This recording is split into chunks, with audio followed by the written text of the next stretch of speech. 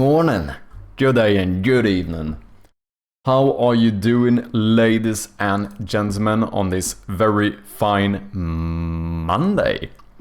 Hope you are doing well. I forgot to cue up my music, I just realized. Hope all of you had a good weekend though.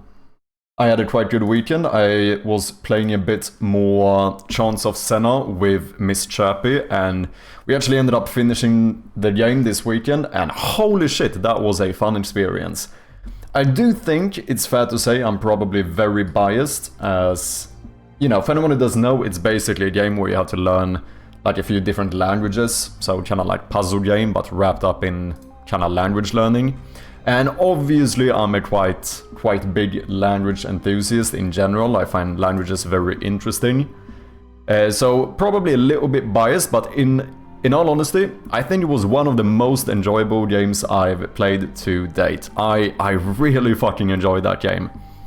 Holy shit, especially if you are interested in languages, I highly recommend it. Even without that, I mean, the game still does have overwhelmingly positive reviews, so it does seem quite well regarded.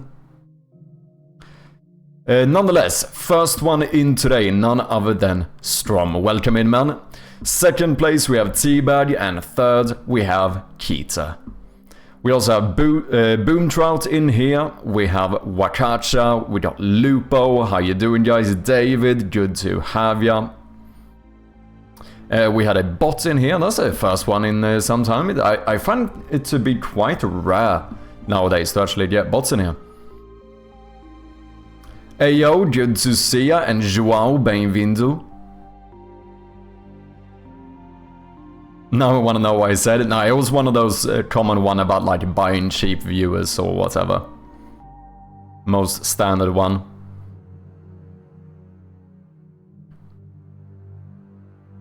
This is where I heard about the game, saw someone playing it on Twitch. Oh, did you? Yeah, I think it's a really fun game. It took me quite long. I think looking at the reviews on Steam and stuff, it definitely seems like I think our playthrough was quite a bit slower, but I do think that made sense because, as I said, I really enjoy languages, so like the most fun parts for me was to just like literally stop in my tracks and just try to figure out what every little word means with whatever little like hints I might have at the moment, and trying to like analyze it. Because I do think there are certain ways you could play this game differently. Like you could easily try and brute force a lot of like, you know, meanings to the words and stuff. But at the same time, you know, at least in my opinion, it's a little bit like, what the fuck's the point of playing the game then? Like 90% of the game is about like figuring out the language, right? So I'm not really surprised it took me longer. I didn't want to rush it, because like I said, I was thoroughly enjoying it. I think that game is like tailor-made for you, perfect fit. I really think so. Like I said,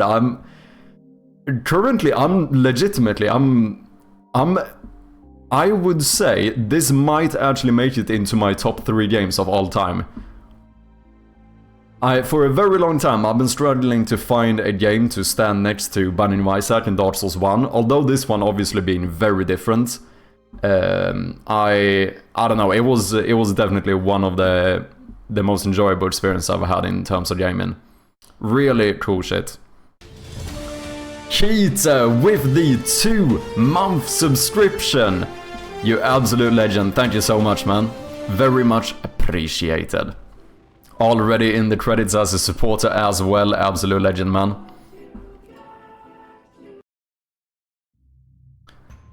If I had a better computer, I would get that game. Looks so interesting. Do you think it's very... I would be surprised if it's very... what do you call it? Demanding. But I have no actual idea. What game? It's called Chance of Senna, I think is how you would pronounce it. Oh, it looks like the sale ended. It was recently on sale, so you could get it fairly cheap. But this is the game. So it's basically a game where, you know, people speak this like constructed language, and you know, you basically successively have to learn what each of these signs mean. And obviously there are sections where you can kind of verify it or whatever. But yeah, in general, really cool game. I very much enjoyed it. Once again though, like, I do think it's fair to say, first of all, let me start this with, the game does have overwhelmingly positive reviews, so it's not like it's out there to say it's a good game, right? But I also think it's probably, like, I'm at a point now where I would say that this might be one of the best games I've ever played. However, like Cheats kind of pointed to, it's basically the perfect game for me. Like, I'm a huge language nerd. I enjoy these types of games. Like, everything is like a perfect fit for me as a person. So maybe I'm slightly biased, you know, but it was incredibly fun.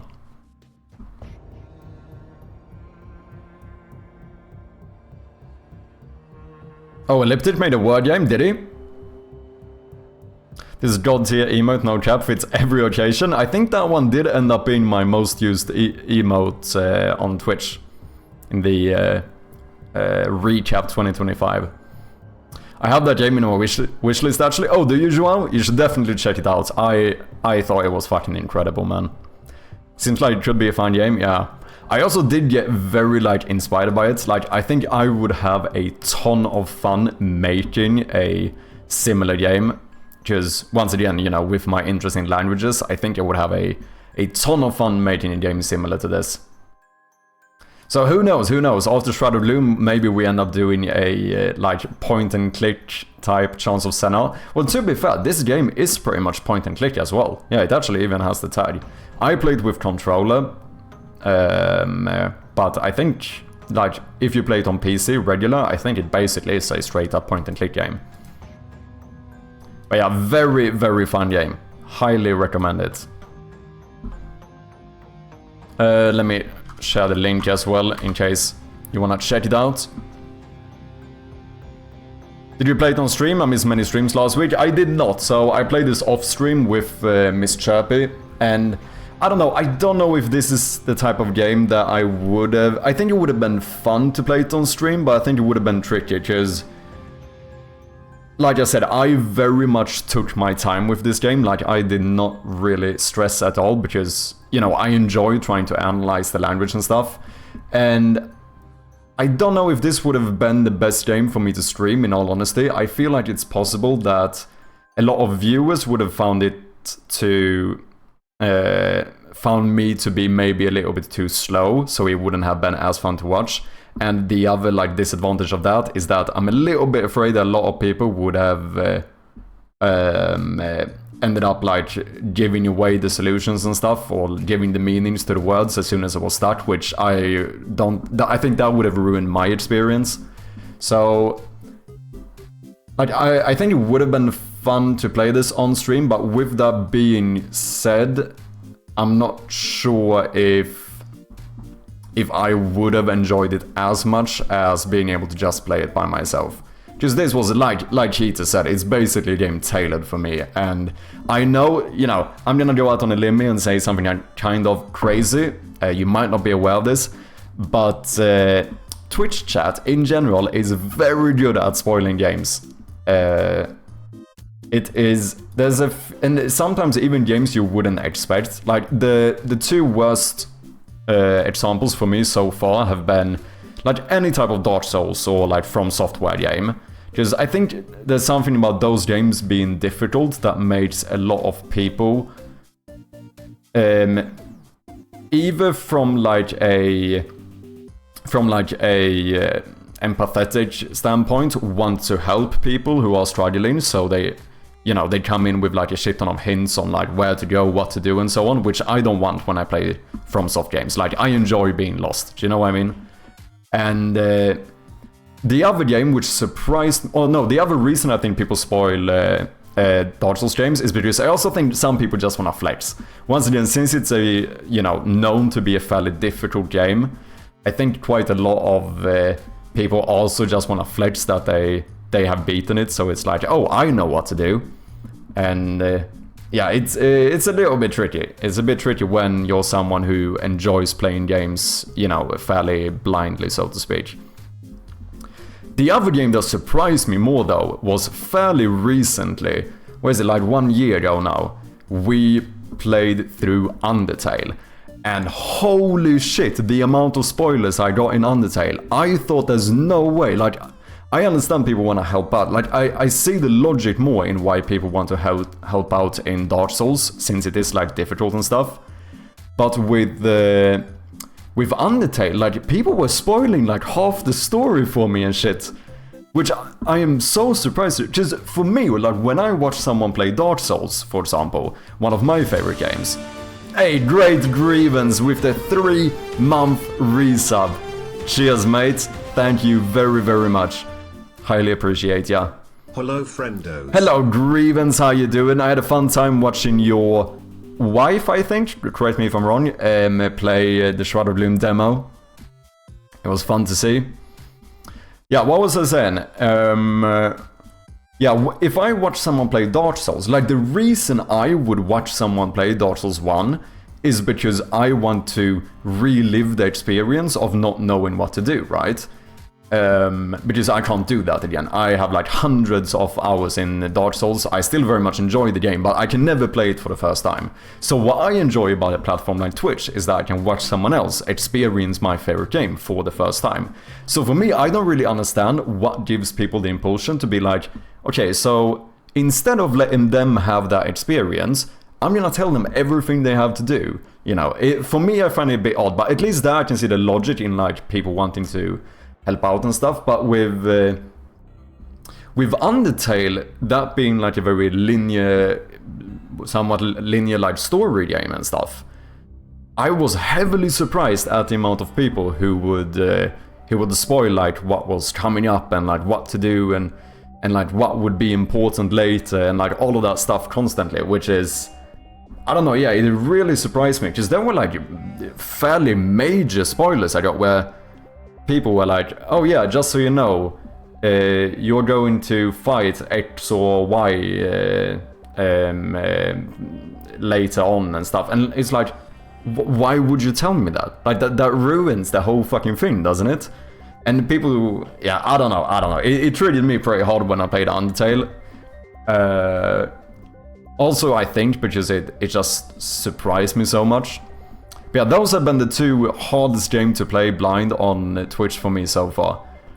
Definitely been Dark Souls, any type of Dark Souls games, like Souls-like, as well as, for some reason, Undertale.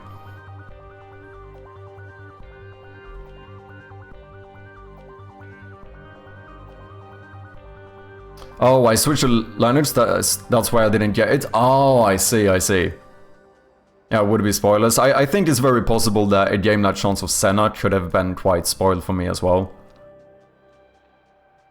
Have you finished the skeleton yet though? I have not. Yeah, I was thinking of going back to it. Really solid and beautiful. Oh, Ubuntu. I mean, some say Twitch chat can even spoil real life events or your future. That's how powerful Twitch chat is. You gotta do emote only when playing anything. Yeah, sometimes it fucking feels like it, man. Man, people spoil you with Undertale, that sucks, yeah. And like, the worst thing with Undertale, I think the thing that treated me the most is that people afterwards, like the same people who spoiled it, would, when I told them like I don't want spoilers, they would try to basically explain how it wasn't a spoiler. That they were just like giving me hints. And I'm like, but if you're telling me what's gonna happen in like 30 minutes, how the fuck is that not a spoiler? Like, I don't know. Same thing in like Dark Souls, there was a lot of times where people were like, oh, if you take a right here, you can find the boss. And I'm like, I don't know about you guys. I know I'm very pedantic about this. I don't like being spoiled. And I'm like, I don't want to know that. Like, I want to go there and be surprised that I find a boss, right? Like, for me, I find that it ruins the experience. But I know I probably go a little bit overboard with this as well. I think sometimes I can take it a bit far because I have mentioned this before. I don't even watch like trailers to movies or TV shows anymore because I find that like anything they show is like a minor spoiler for me, so I don't want to see it. Which I know maybe could be me taking it a little bit far, but oh well, it is what it is. You nailed it. We are 10 years married with a couple of kiddos, but had a rare kid-free weekend. I hope it was a good one, Grievance.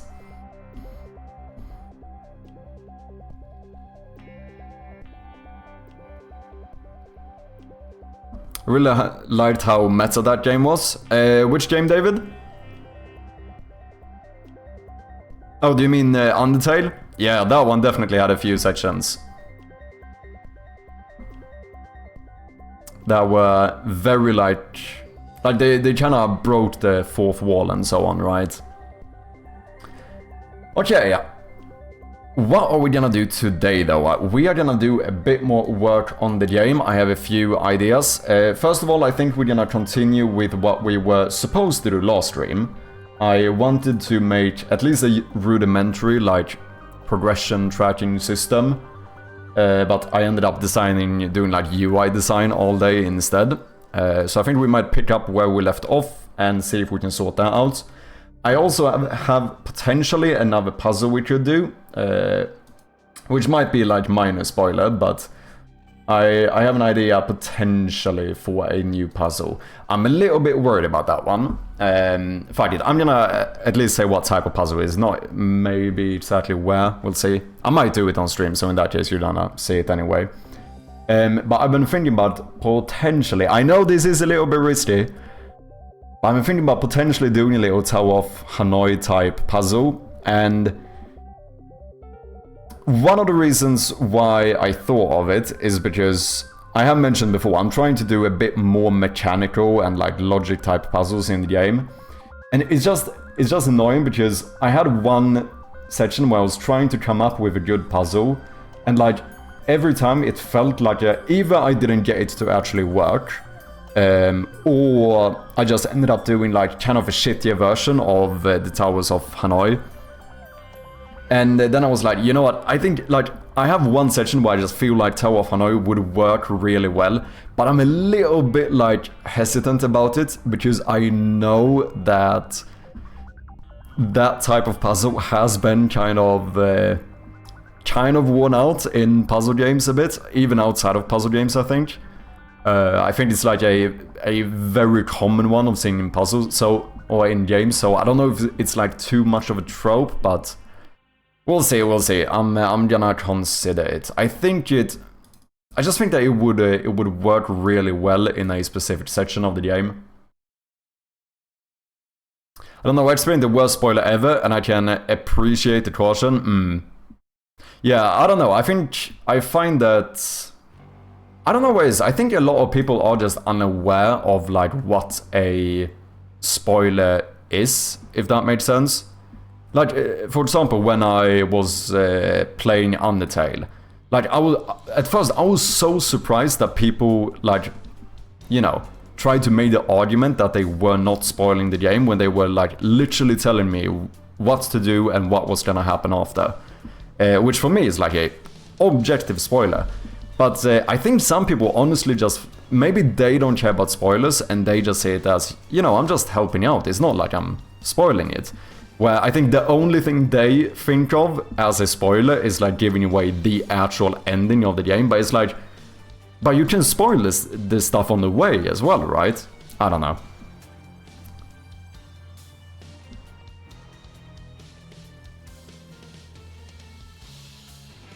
My wife and I watched every episode of Attack on Titan as it came out. Then when it was time for the last episode, she accidentally skipped to the biggest spoiler in the entire show. And it was a you can't unsee this type of spoiler. Damn. Smalls the Kobold, welcome in, man.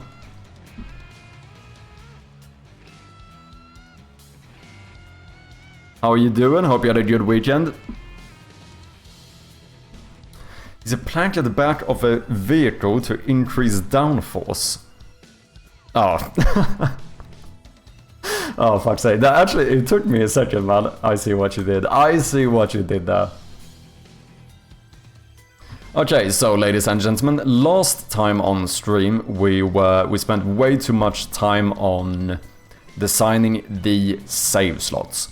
Just like I said, I've been thinking about like showing a bit more data on the actual save slots. So now, not only do we have like the time of the save and your playtime, but we will also be able to show your like main story progress, how many collectibles you've found, as well as the like full completion progress or whatever.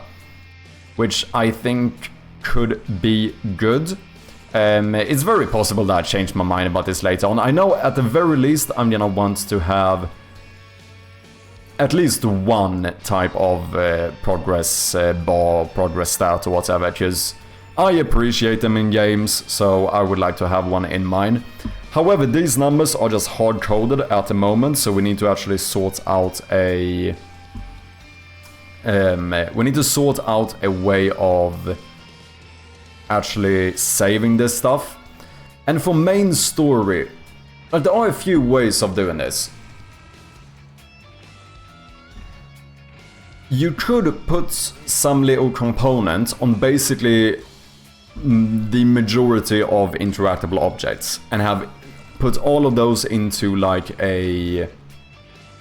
basically put all of them into an array that we can like just go through and check off like what you have interacted with and calculate it.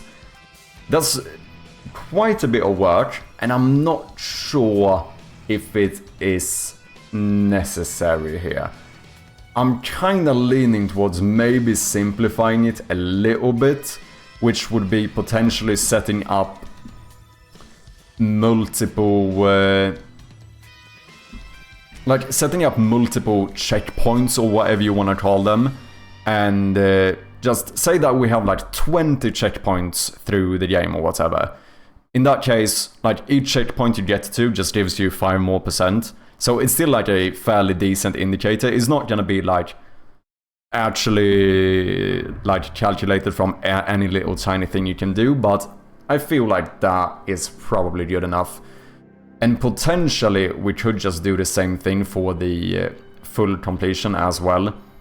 Like on that one we might take into account all the main story checkpoints, as well as like optional stuff you can find, maybe do some extra component on those, as well as maybe the collectibles, just calculate all of that into one big number. I feel like that would probably be fine.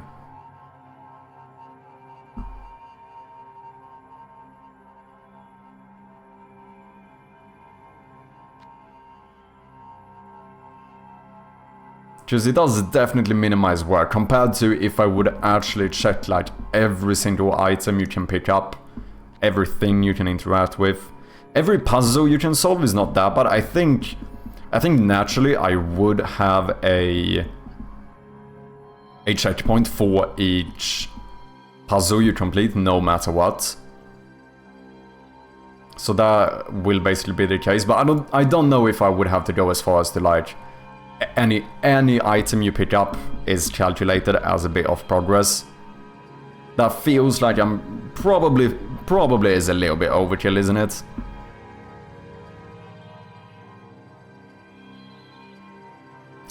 Did you get a chance to play UDL yet, by the way? I did not, unfortunately. I did redeem it, but I still haven't played it. I'm hoping to potentially somewhat soon be able to do another little like community games stream, because I have quite a lot of games I would like to try out.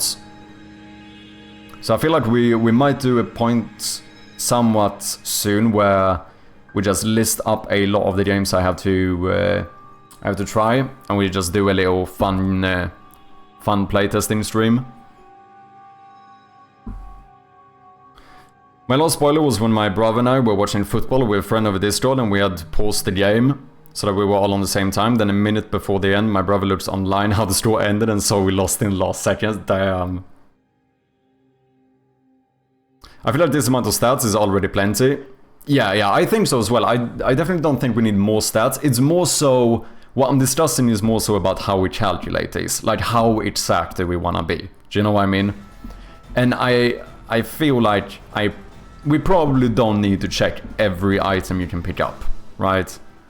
Because if you wanted to go full overkill and have it like as exact as possible, what you would do is basically have a component that checks if you've done a certain thing on like almost any object. So, and then with like weighted like how much this means in terms of progress. So like any room you go into has a certain weight about like how much progress that means, like finding a new room. Any item you pick up is a certain amount of progress.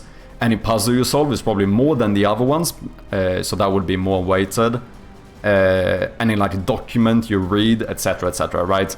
Like, and then just putting all of that into a like massive calculation to see how much of it you have interacted with. But it feels like, although that would be the most exact and so on, it feels like that's probably overkill for this, right? I don't know, seems appropriate to me. I just weigh things so pickups are worth less. That or I only counted collectibles, trusting the rest of the items are either irrelevant or baked into puzzle percentage. It's more so like, how would I do the system? Because some of the ways you could do it require more work than others.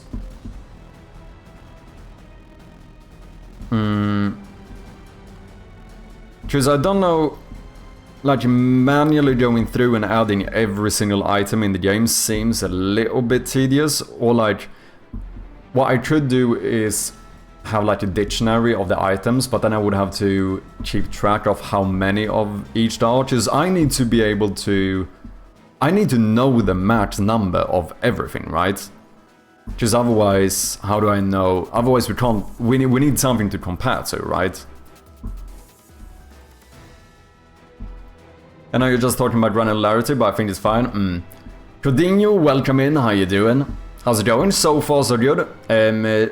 Still trying to figure out how to do my progression tracking system. Have an idea for potentially making a new puzzle today as well, but we'll see. Maybe I'll do that one off stream. I mean, I've already spoiled what the puzzle is, so it probably doesn't matter too much. It's not going to be like a huge section anyway. We might do it on stream today as well. I'll allocate points for collectibles on pickup and points for puzzles on completion. Okay. Yeah, we could do that. Rather than like checking each one, it would just be like a integer. Like the player has solved 4 puzzles and they have collected 6 items. So the only thing this requires me to do is that I need to actually go through and make sure that I know exactly how many items there are in the game, how many puzzles we have, etc. So that we have something to compare to. That's Fane with the raid coming in. How are you doing? How was your stream? Anything you wanna show? Anything you wanna share? Just let me know. Sweet Gwendoline, good to have ya. Frostcore Studios, good to see you, man. Marmalade, okay. Sorry if I'm butchering your name, but thank you very much for dropping by with the raid as well. Big shout out to That's Fane. Yet another game developer on twitch.tv. Do you have any links or anything? Let me know. For anyone who does not know me, I go by Mad Chirpy and I'm working on this point-and-click horror game called Shroud of Gloom, which we recently released a demo for, so if you're interested, here's a little trailer for ya.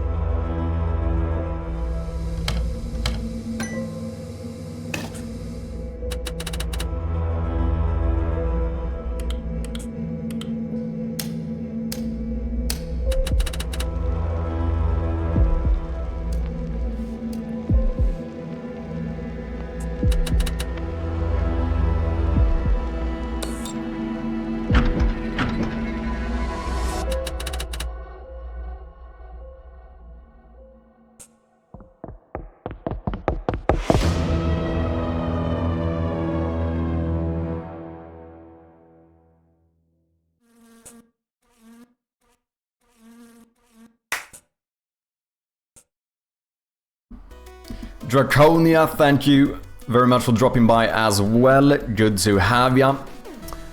I've seen that before, interesting graphic style. Cheers, mate.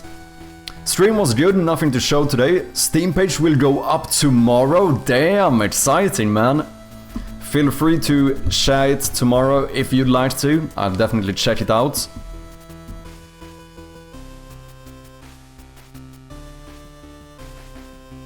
Love the style, thank you very much, Fane. And you as well, Dwayne. Yeah, so right now I have a few things we need to do. Obviously we released the demo, so go and check that out if you haven't. If anyone has played the demo, make sure to leave a review, it would mean a lot to me. Currently sitting at 74 reviews, I think. We are indeed. So 26 away from 100 reviews. That is pretty fucking cool. And yeah, so far I'm feeling pretty good about the demo. So the main thing I'm gonna need to do moving forward is to sort out the final systems in the game, which are not a lot. Like, the game is mainly feature complete, so we have a bit in terms of saving, which is what we might look into now, tracking progress, etc. And other than that, it's mainly going to be content. I just need to make more content for the full game. I have a fair bit, like I have quite a lot more rooms and stuff compared to what was in the demo. But yeah, I actually made an entire flowchart or whatever you want to call it today about like how you go through the games and when you solve puzzles, etc. And I think I'm missing maybe like 4 or 5 more major puzzles, and then we are, I mean, I think we might pretty much be there after that.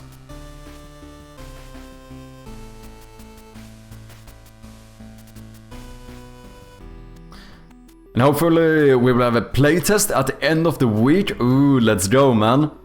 Do you wanna pitch your game here to the community, Fane? What you're working on?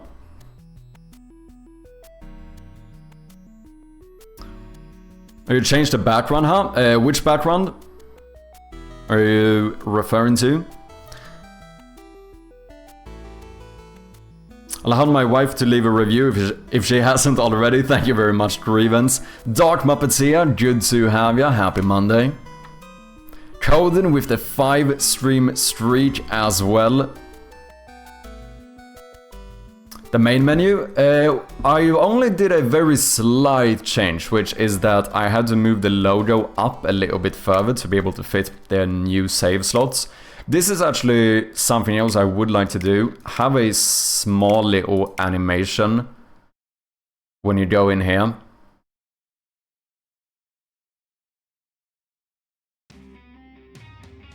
Then you have a guy standing in the doorway. That's on the cap slot. We did have that once. But that was quite a while ago. We ended up just doing the closed door and then it opens when you start the game. But you might be thinking of the capsule art. Damn Chappy, that save load menu looks good. Is that a button like a panel with many pictures? I'm considering paying you instead of all those books and tutorials. Do you mean the actual save slots? So this is a... The interactable thing is just the image of the square, and then I just have separate text components and images and stuff aligned with layout groups? Wait, horizontal layout group. Yeah, exactly. With different like layout groups.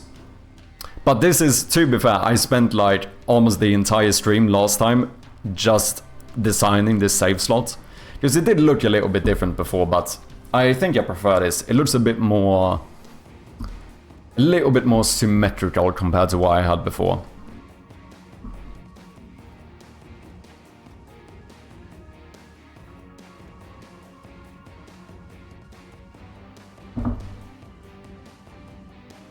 Yeah, the game is called Bloodspill, and this would be the pitch kind of. Bloodspill is a fast-paced PvP retro FPS with one-hit combat, featuring classic game modes like Deathmatch, Capture the Flag, and Conquest.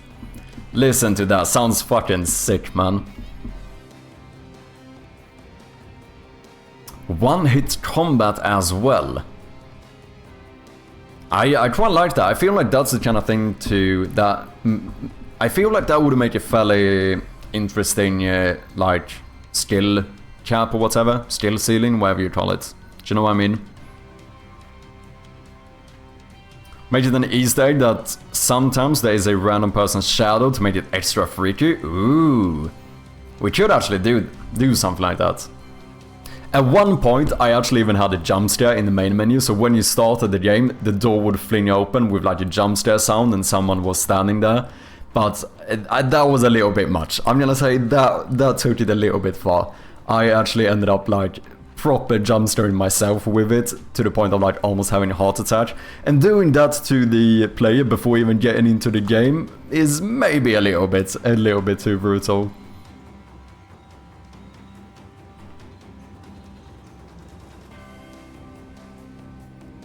I know those layout groups, those were cool when I found out. I had a lot of buttons and it was a pain in the ass to adjust them all the time when something changed. Yeah, I did as well. For my first couple of games, I would manually align everything. The layout groups made life a lot more easy. Streaky time. Damn, Muppets here with the 10 stream streak. Absolute legend. We played a bunch of one-hit insta-kill sniper maps in Unreal Tournament growing up. Yeah, it sounds like it's going to be a blast. If you're interested, definitely feel free to share the Steam page when it goes live in the Discord. Okay, so I think we're gonna make some system for this. I don't know exactly how I'm gonna do it. I think maybe it would be easier to do what Grievance said. Maybe we just do like, rather than actually keeping track of the items themselves or with some like key and stuff, maybe we just have like a generic integer for like basically the amount of puzzles you have solved. Do I have, where is my save system? Oh yeah, no. The save system itself is actually only inside of the game scene. Although that's when it's like the manager is active. But then I have, when I check the data on the actual save slot, I can just, you know, manually read the specific save file. Okay, let's do this and close other tabs. Let me see here. Do we have potentially some spoilers here? I mean, that stuff is in the demo, so I am gonna say that I don't care enough. Okay.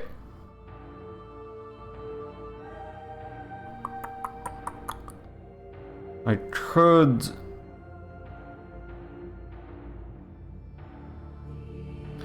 I don't remember if I... Did I finish the saving of inventory items? I actually don't remember. So save data, we would need something here for the progress. So this is where I'm thinking that we could potentially do something like a public integer for, I don't know, like puzzles solved. Maybe another integer for rooms found. Another one, not for rooms lost, but for items found or something.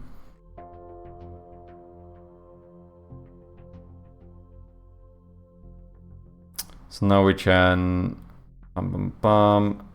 So that's going to be my save file. We're going to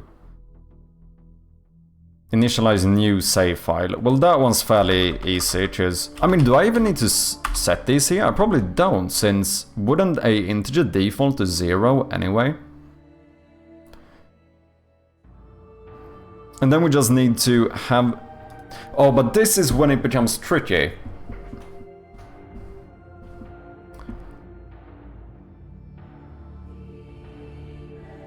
How... like... Items found and puzzles solved are fairly easy. Because this is stuff that you can only do once. Like, once you pick up an item, you cannot pick up that item again.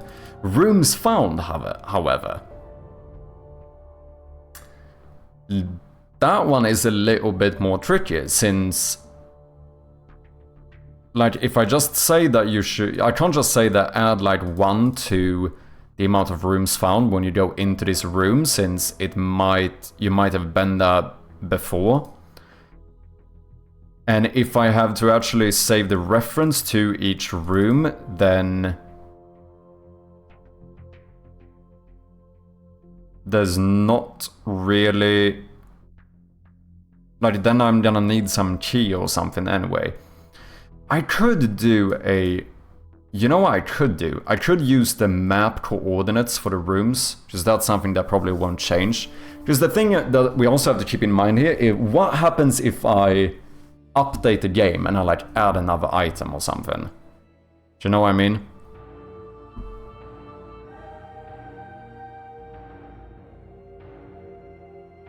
That was also a big inspiration for Bloodsport, good old phasing worlds. That's one dark visual studio, true. I think I managed to find, like, the darkest theme you could have. Yeah, we're in depressed mode even in Visual Studio. Winter's coming, or came. Yeah, it definitely is. Leposian, good to have you, mates. How you doing? Okay, so rooms found is going to be trickier. Because there's no puzzle you can solve twice. No, there shouldn't be. So just adding a number here should be fine. You can never pick up an item twice, since it gets destroyed and it's gonna load as destroyed the next time. So that we can just keep track. What I am going to need is to somehow be able to know the... I'm gonna have to actually go through and check the amount of puzzles we have. As well as the amount of items. Which I guess is fairly easy. I could just keep a debug log that updates and then I play through the game. Quite literally just doing every single puzzle, picking everything up, and I should be good. Oh, but this becomes a bit tricky when this is not gonna work for the main story. Because if you do an optional puzzle, that shouldn't update the... that shouldn't affect the percentage for the... oh, I guess I have... I should just have 2 different counters. Yeah, I could do it that way. I could have puzzles solved, and then basically have another one called... maybe rather do the opposite. Like main story puzzle solved. So every time, this will be the total that we can use for full completion. So every single time you solve a puzzle, we add 1 to puzzle solved, but only if it is a, like, main story puzzle do we add 1 to this. You could do something like that, I suppose.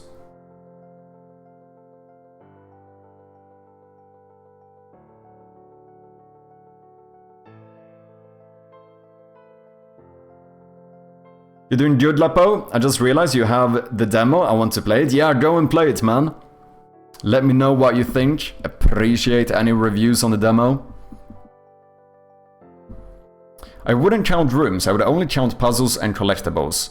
And I wouldn't track a static integer. I just use an algorithm that calculates it on the fly. But that one's a bit tricky, though.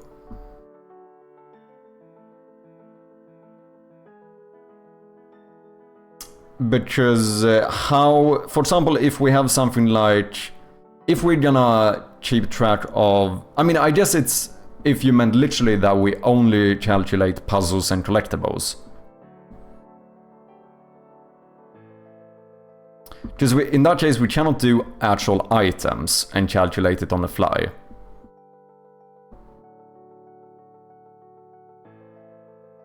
Since you might pick up an item and later lose it. So I can't check the inventory to see, like, how many items you have or whatever. Techbots, welcome in. With this 10 stream streak as well. Cheers, man.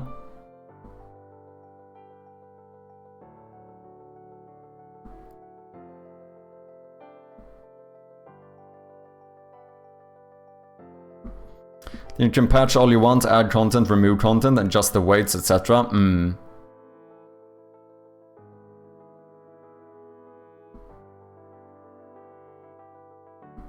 I don't think 100% is you win. I think percentage is for completionist. Well, currently I was looking at having both.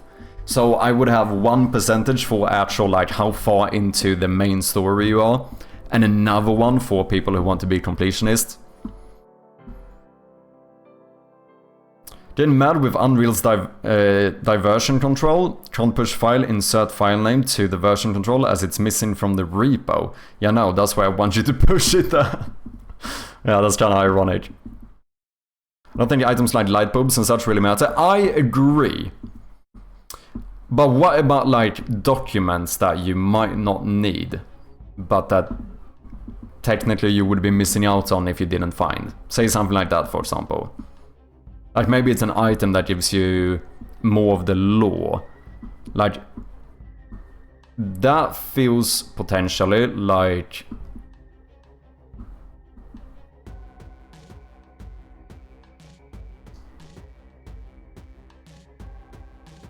I'd call those collectibles.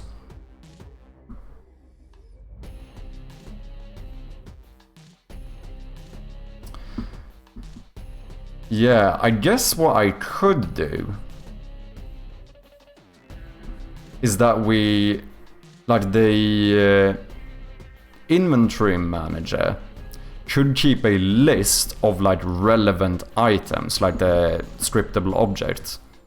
And then we have a function that just loops through and compares that to the what you currently have in the inventory. In that case, we can only do it for items that you never lose. Mr. Zombie with the 3-month Prime sub, you absolute legend. Thank you very much, Zombie. Very much appreciated. Cheers, mate. Because same thing, like, obviously we can't track cheese then. Full box with the raid coming in as well. How are you doing, man? Good to have ya. You did your playtest, didn't you? How has that gone? Project Unformed, good to have ya. Ira Dev, good to see ya. Dreamer, welcome in. Tricky Lady, what is up? Vex, good to have ya as well. Big shout out to the one and only Foolbots, yet another game developer on twitch.tv.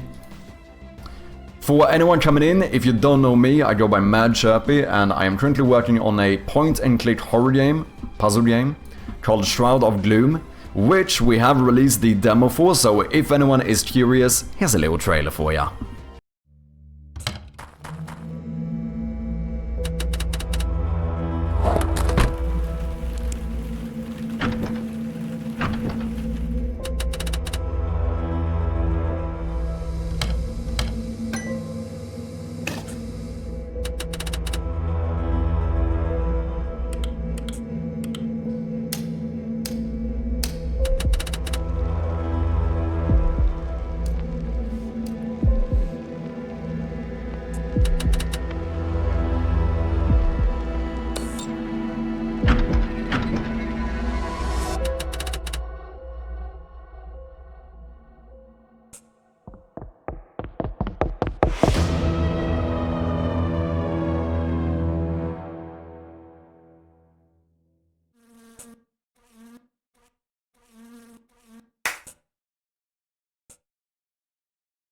There we have it. Like I said, the demo is out on Steam, so go and check it out if you're interested. If you have played the demo, make sure to leave a review, it would mean a lot to me. Boofta, welcome in as well. What is your favorite cheese? Dude, I don't know if I could pick one. I'm a big fan of cheese in general. Ryanon, good to see ya. What are you so mad about? I'm actually not that mad anymore. I think I kind of grew out of my username a bit. I think I made this account like 10 years ago or something, and I had a lot less, how do you call it? I had a lot less patience when it came to games back then. So I don't really know, actually. That's a very good question. Already long workday, maybe stop by later, have a good one all. No worries coding, thank you very much for dropping by, and I'll see you next time. Até a próxima, mate. Back-to-back raid indeed. Playtest went well, trying to work on some polishing to be less punishing to the player, okay. Frost Core Studios challenges the community to a marble race. Ladies and gentlemen, it is time for a marble race. Molbert, good to have ya. I wanna see the monster, play the demo. Hope you're doing good. Mildly frustrated Chirpy, exactly. By the way, how did you get that name? Sorry if it's if I already asked. That one it's actually kind of funny. Hashtag no shame. I stole it. That's why I did. Mad Chirpy was the name of my older brother's first RuneScape character, and I just said mine now, and it's been my username for like the past fucking decade or something. So yeah, absolutely no shame. I just fucking nicked it from him, you know? Didn't even ask. I didn't even ask. I just said that's my name now. Ladies and gentlemen, it is time for yet another game about marbles. This was a little side project we started quite some time ago. Still needs a lot of polish, but it's a fun little game you can play against the other members here in the community. So, Frostcore Studios as the challenger. Do you have a preferred map?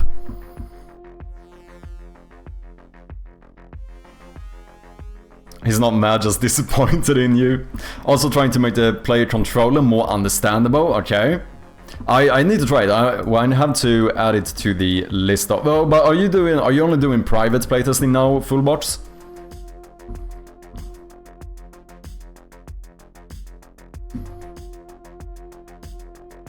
Marbles indeed. But yeah, it's going very well. I'm very happy. Very glad to hear that, man. Demo launch will be insanely good. Let's go. Project Unfarmed. Nice to have you, mate. It's okay. My little brother did me the same way. Still love him. Hey, Dreamer with the Gigantified emote. Cheers, man.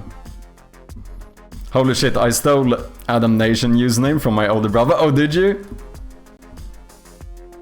Some of the best things are stolen, like lungs. Boolean, welcome in, man.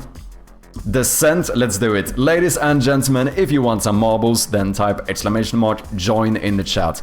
Holy shit, we did 5 marbles by default, 10 for subscribers. We had quite a lot of people in here. This could get a little bit messy, we'll see. Also, let's start a prediction as the new tradition is. So whether or not you think that Frostcore Studios will win or not.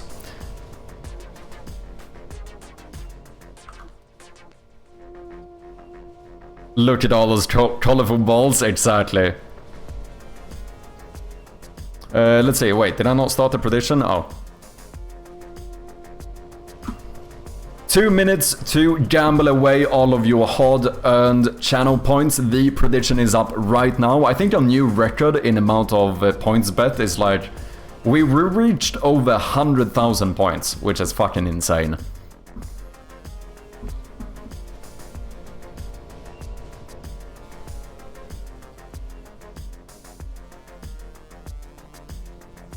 Private playtest, yeah, doing another run in 2 weeks. Could have you in there if you want. Yeah, I'd definitely like to check it out. I do have a harder time to find the time to play games off stream, but I definitely do want to check it out. I don't know how long it is at the moment. Like, what's your average playtime or whatever? To be honest, I'm just jealous of how people can come up with such cool names. I'm thinking of a studio name for the future and I can't think of anything. I don't know, I have a bit of a love-hate relationship with my username. Like, I think it's a bit of a interesting name. The fact that it's kinda, you know, although you can just see it as a fucking angry chicken or a bird or whatever, it's also a bit of an oxymoron where, you know, mad can mean angry, not only crazy but also like angry, as well as chirpy can mean happy. So mad can also mean very, so it could mean very happy, or it's an oxymoron like angry and happy. I don't know, there's a lot going on with the name, which I think is interesting. However, with that being said, I also have had moments where I was like, I don't know if I would have preferred to maybe have a bit more of a serious name. Because I would still say that, you know, it's not the most serious of names, right? But at the same time, especially for game development, I don't think it matters. There's a lot of studios and stuff that have very, I would say, like fairly unserious names. How are we doing? 10,000 points bet on the challenger, 25,000 against the challenger, with the poll ending in a few seconds. There we go. Wanted to steal my little brother's username, but I was too egotistic to do it. Oh, what? Did you not want him to? Did you not want to admit to the fact that he had a good username? Is that what you mean?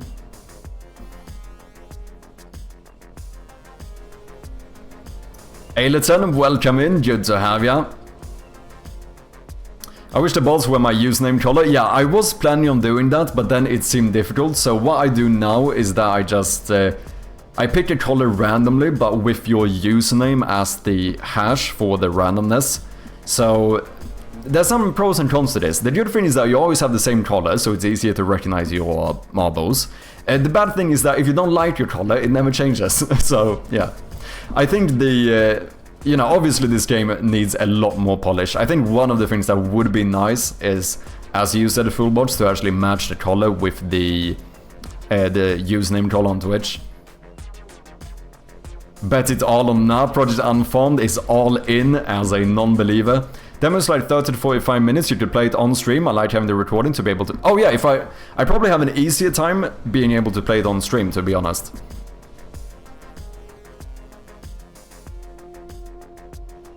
So I should definitely check it out. It was more so in case you didn't want it shown publicly yet. Mr. D-Boy, welcome in, man. Okay, are we ready to start, ladies and gentlemen? If anyone else wants to join, type !join in the chat.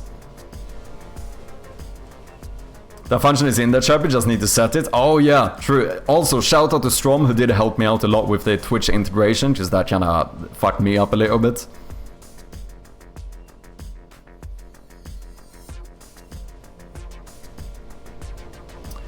Is creator funny and cute? T-Bud, you can drop. My old creator name was Derna, but don't want to continue that. Too many bad memories.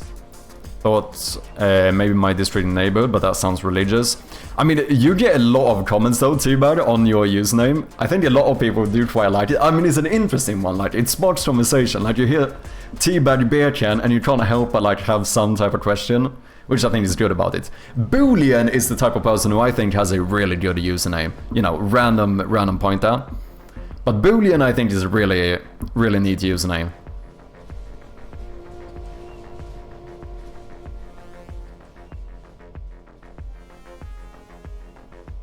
I can't see my balls. I need to lose some weight. Ouch. Fellow believer, we will cash out tonight. Let's see whether or not Frostcore does end up in the lead.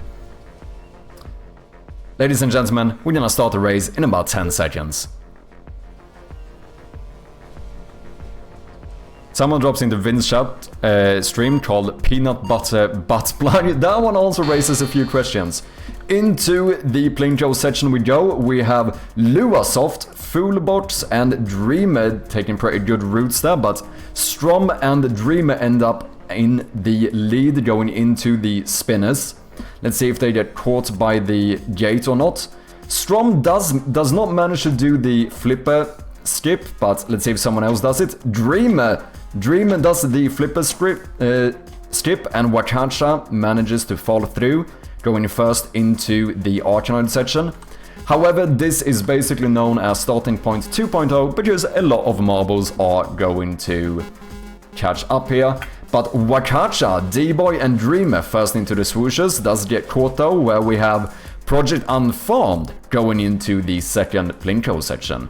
I don't see... Yeah, we do have a few Frostcore Studios here, but they are quite far back. It's not looking great for the Challenger, because this is the last section. It is almost impossible. Looks like we're gonna have the double D-Boy in the lead. Project Unformed, number 3, Dreamer 4, Cheater 5, Aileton 6, Cheater 7, Mrs. Zombie 8, Grievance 9, and another zombie in number 10. GG's, ladies and gentlemen. Unfortunately, that does mean that the Challenger did not win. Let's see who the second winner is, aka last place. We have a few marbles still struggling in the flipper section. A fair amount of Frostcore here, to be honest. But I did see a few marbles from Frostcore has already reached the end. And we have 2 other ones going down here, whereas the battle currently for last place is between Cheetah and Grievance, but Grievance does manage to get through the flipper as well, whereas Cheetah is struggling quite a lot. Seems like orange marbles were kind of debuffed. Almost all of the ones in the last positions here are like orangey or yellow. Yeah, I think it's fairly safe to say that Cheetah's gonna be the second winner, aka last place. Unless Great Grievance will struggle a lot here, but nah, it is fairly impossible. I placed, you did indeed, Project Unfound. I win by losing. Oh shit, look at that. The Challenger himself did bet against himself. It's not the first time that happened, so yes, you did both win and lose. Ecliptic, how you doing, man? Have these marbles been tested for performance enhancers? Yes, they go through rigorous testing. Yes, absolutely. Perkele, Cheetah was a believer. Sorry, man.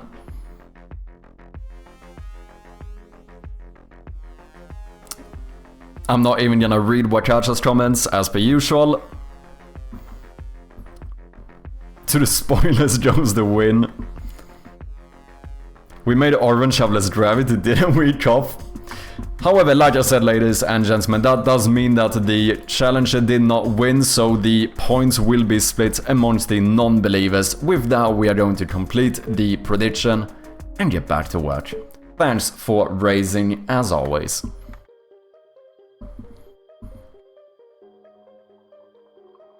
Quick, everybody, change your username. Matchup, it checks everyone's balls. No. Okay, what are we doing? We're looking at the save system. We're gonna figure out a way to keep track of, to basically keep track of progress. And I'm not sure exactly how I want to do it. Cheers. But I think we probably could calculate a fair amount of them.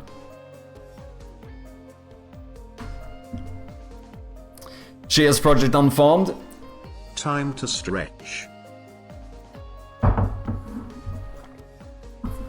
I won 4.5k, damn. Focus. I'm mad focused. However, ladies and gentlemen, Cheetah, it's illegal to point out my overused phrases. I thought you knew that.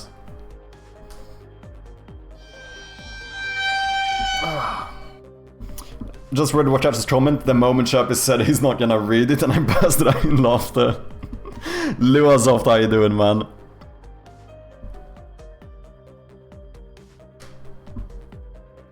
Sus? What is sus from?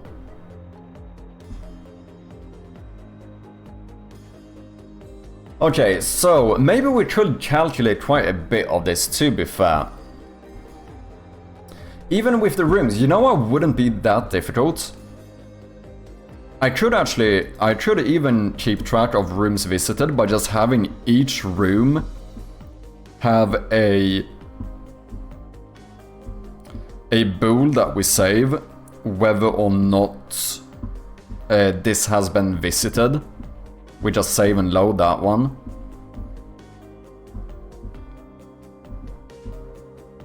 And then we should have another one which basically checks whether or not it's part of the main story or not. Actually not too difficult to do, to be fair. If I even wanted to keep track of all the rooms you've been in.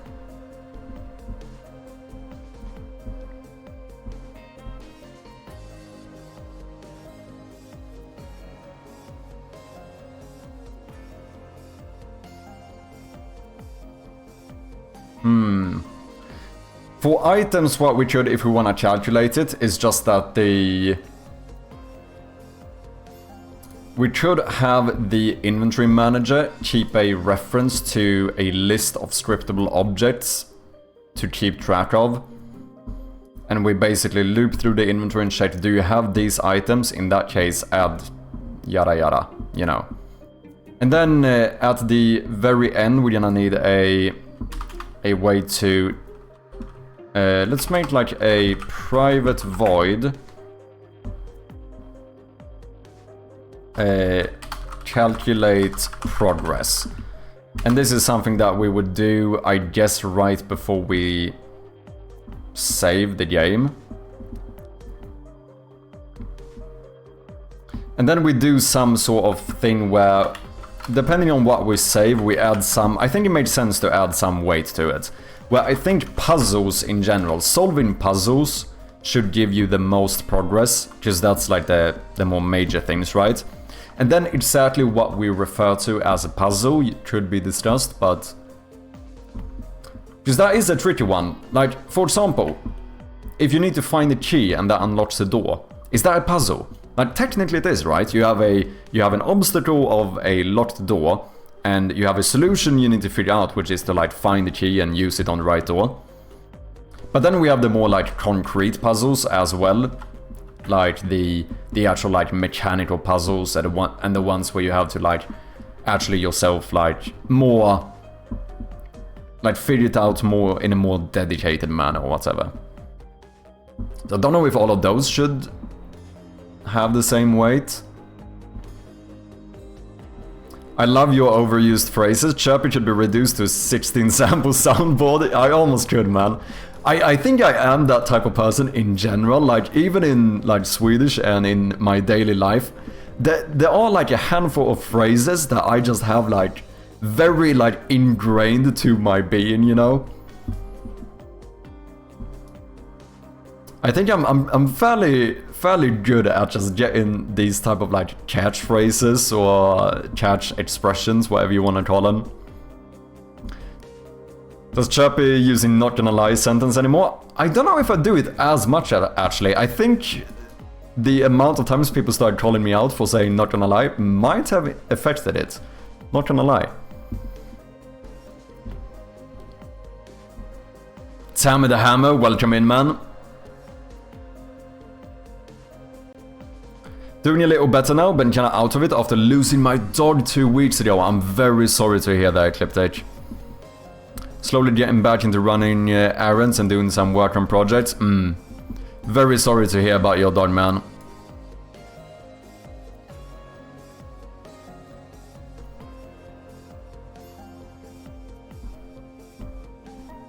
So how about that game, Devin? What did I tune into? I don't know. I'm doing the thing where, as the streamer, I just decide to pretend like I don't see half of the chat right now. Yeah, that's what I'm doing. But the Devin is going good, figuring out how to keep track of progress in the game. Ads? Nah, we're gonna snooze them ads. Original Doom was a puzzle game? Maybe. I don't know. Here's the ironic thing. I have made the argument before that depending on how you define what a puzzle is, like if you use the most like broad definition of a puzzle, then I would almost say that every single game that has ever been created is technically a puzzle game. But obviously this is like a technicality and it depends very much on how you define puzzles. But technically you could argue that any game is a puzzle game in some regard. Because the like most generic way you could like describe a puzzle could be something where you have a obstacle and you have a solution, right? Like that kind of made sense as per like a definition of a puzzle. But if that's the definition you go by, then, you know, pretty much every game has some sort of obstacle and some solution you have to do. Latest Chase, welcome in.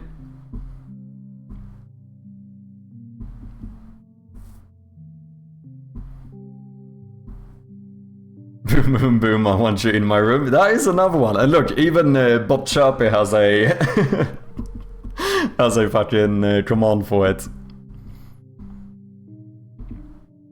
I think it happens anytime someone types boom boom. One man with the 7-month resub. Cheers, mate. How are you doing? How have you been? Good to see you, man. Absolute legend.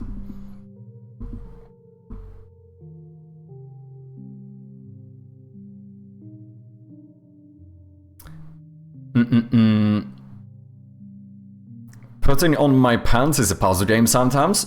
Yeah, I mean, I could see the argument for it. I know I'm being like I know I'm being a little bit silly here.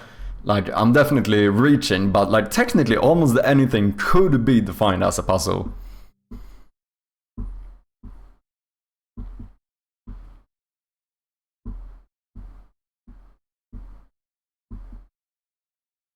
How you been, one man? Did you have a good weekend? What are we working on? I'm trying to make a system to basically calculate your progress through the game so we can show it on a save slot. Haven't done fuck all yet, I've just been chatting shit for the last 1.5 hours, but that's what I'm pretending to do at least.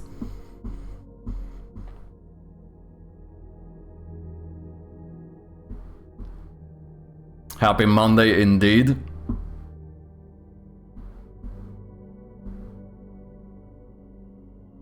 And having a hard...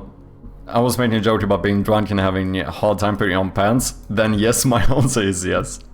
There's only 1 in 4 chance to put on pants the right way. No. It's definitely lower. It's definitely lower, Cheetah. I can find more than 3 ways to put my pants on wrong. Without a doubt. I can probably do 20.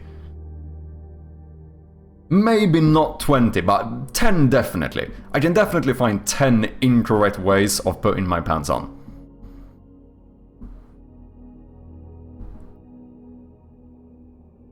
You should display playtime as well. Playtime I already have sorted, so that one... Just, I think data is fun, right? Even if it's just as simple as playtime, etc.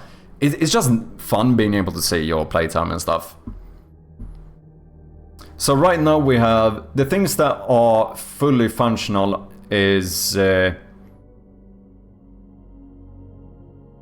what is it? It's the playtime, the date, basically the timestamp, so the date and time of the save. Those are working. So it's the progress one I want to see if we can figure out, but I need to decide what to actually save, because there's a lot of things we can do. We can do puzzles. We could do rooms visited. We could do... That one might actually be less important than something like items collected, which might turn out to be like important items collected, right? Because I don't know if we need to track every single one. It depends. And is there anything else? We are gonna have a separate one for collectible items, since I'm gonna track that one on the save slot as well.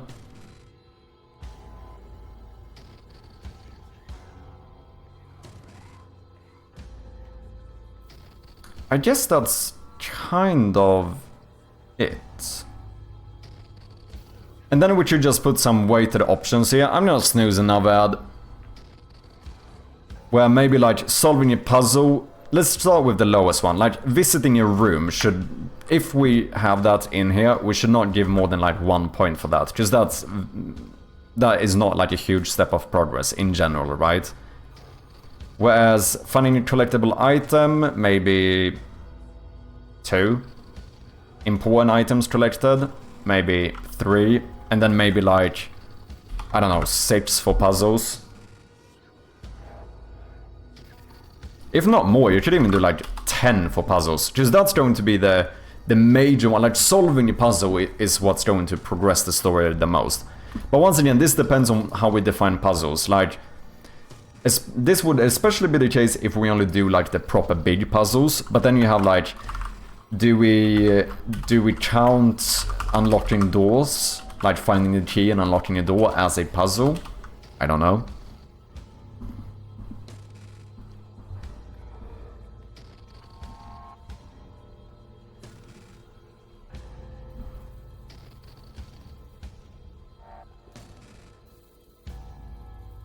All data is fun besides devs. Devs are an insult. If someone displays devs to me, I have to start a new save every time I die to make the number 0. Damn.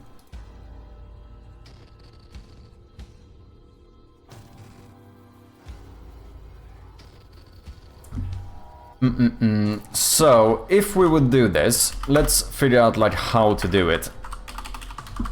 Puzzles should just be an integer, like the actual amount of puzzles, or we actually look at each individual puzzle as in like having a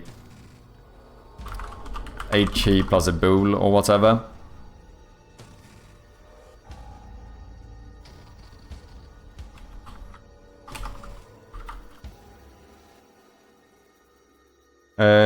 Collectible items. Items collected, like generic items or like puzzle items or whatever it might be. This feels like something where we might have the inventory manager compare inventory to some list of items that you need to find. Collectible items, we only have 1, so I feel like this should just be an integer of the amount. Rooms visited cannot be an integer because you can go back to them, so we would need to be able to separate them somehow, so that would probably be some key plus bool type thing.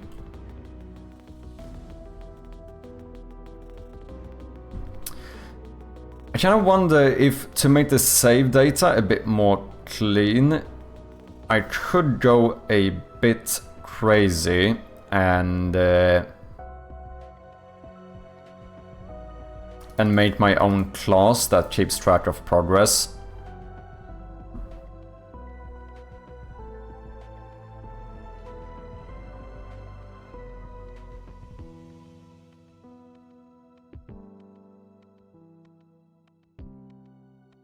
There's so many ways of doing stuff like this.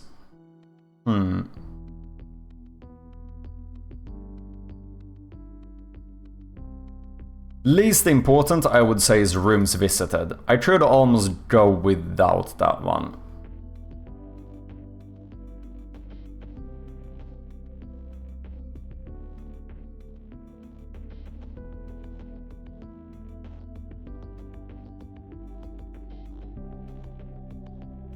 But it's fairly easy to make. Either I put something on the actual rooms, or I made some array myself with like a name of every room, and that one updates that array.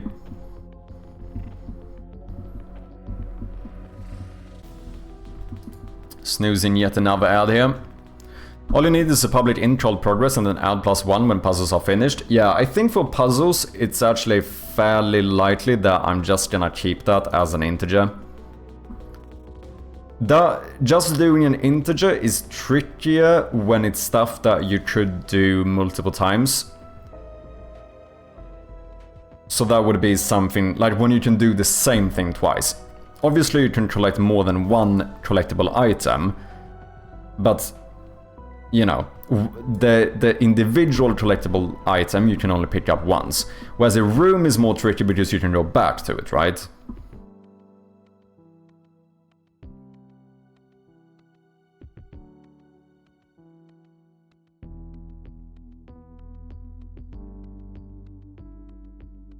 Doing the same thing twice is not progress. No, I agree. But you could argue that getting to a new room is progress. But the difficult thing is like how to determine whether you got here the first time or not. Because that is very hard to do without actually saving your reference to the room itself. But once again, I do think this is the least important one. Because even if we would have it, it would be the least weighted one, or whatever you want to call it. So it is possible that we just skip this, depending on how we do it for the... I'm just gonna... No, I think it's fine to skip it, to be honest. Dictionary of rooms with flag for each. Yeah, you could do that as well. Do I even... No, I don't think I have that at the time being. Because I think I actually... The only time I loop through all rooms, I think I go through the parent object, don't I?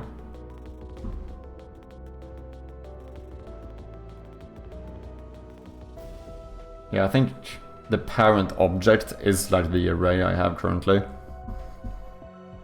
I could do something specific just in the save manager for it as well. I don't know, maybe if we should skip that one for now. Just to simplify stuff, because everything else can be calculated as an integer.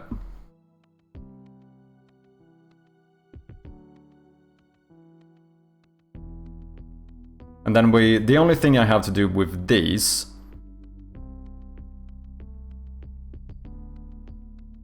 is to add some weight to it and somehow keep track of the max amount.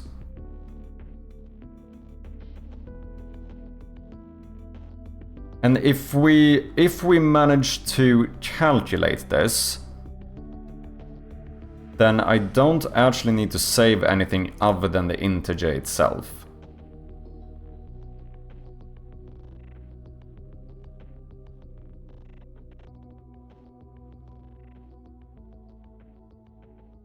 And then obviously your progress would be the weighted option of each thing. All of that combined gives you the max amount. And then we just take your current amount, check it against that to calculate the actual progress.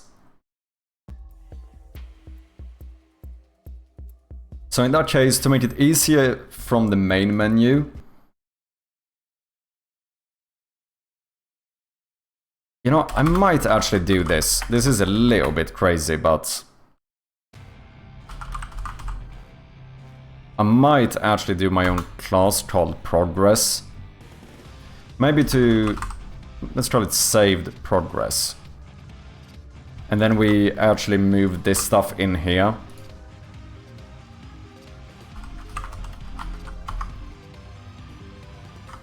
And then we just save in the save file we have a public saved progress called progress. So then we can check that one, and inside of this one we can... Let's see. Like, technically items found will be recalculated every time, because we just compare the inventory to some list. We can't do an integer for rooms found. Not unless we have some sort of a key for it as well. I think I'm gonna skip that one for now, just to test if this works.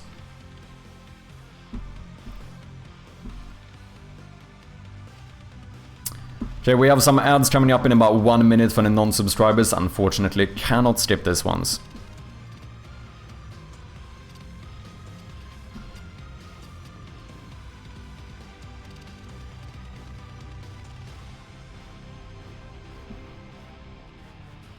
Trash, how you doing, man? Good to have ya. Use a string for birthday? I do indeed. I use strings for quite a lot of numbers like that. I find that you almost have to. Beats creation with the raid coming up. How are you doing, man? What have you been up to? Anything you want to share? Anything you want to show? Let me know as always. Big shout out to Beats Creations, yet another game developer working on a board game. Go and check him out if you haven't. For anyone coming in, if you don't know me, I go by MadSherpy, and I'm currently working on a point-and-click horror game, puzzle game. If you're interested, here's a little trailer for ya.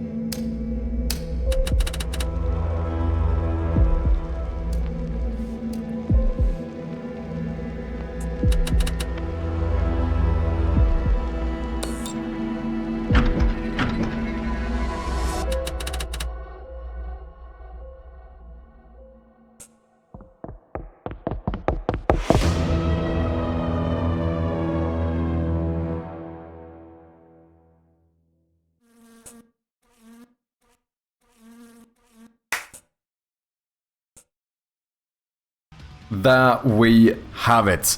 The demo is out on Steam as we speak, so go and check it out if you're interested. Appreciate any reviews on the demo. Of course, make sure to wishlist the game as well.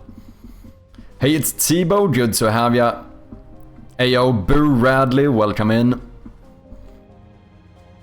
Doing alright, Channel 6, so just a short stream today. Did some more card art, nice, nice. Do you wanna link your website or anything for the game so people can check it out, Beats? Feel free to do so.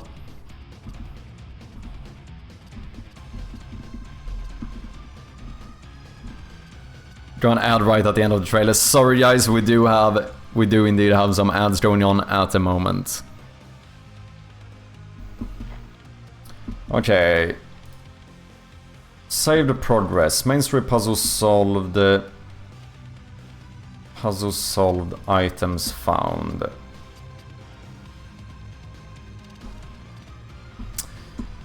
I think we are going to save a collectibles found as well.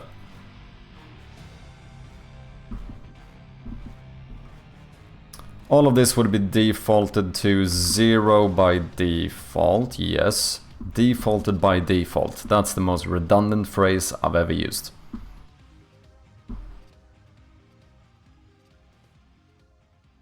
And I guess a lot of these would be recalculated. Collectibles found.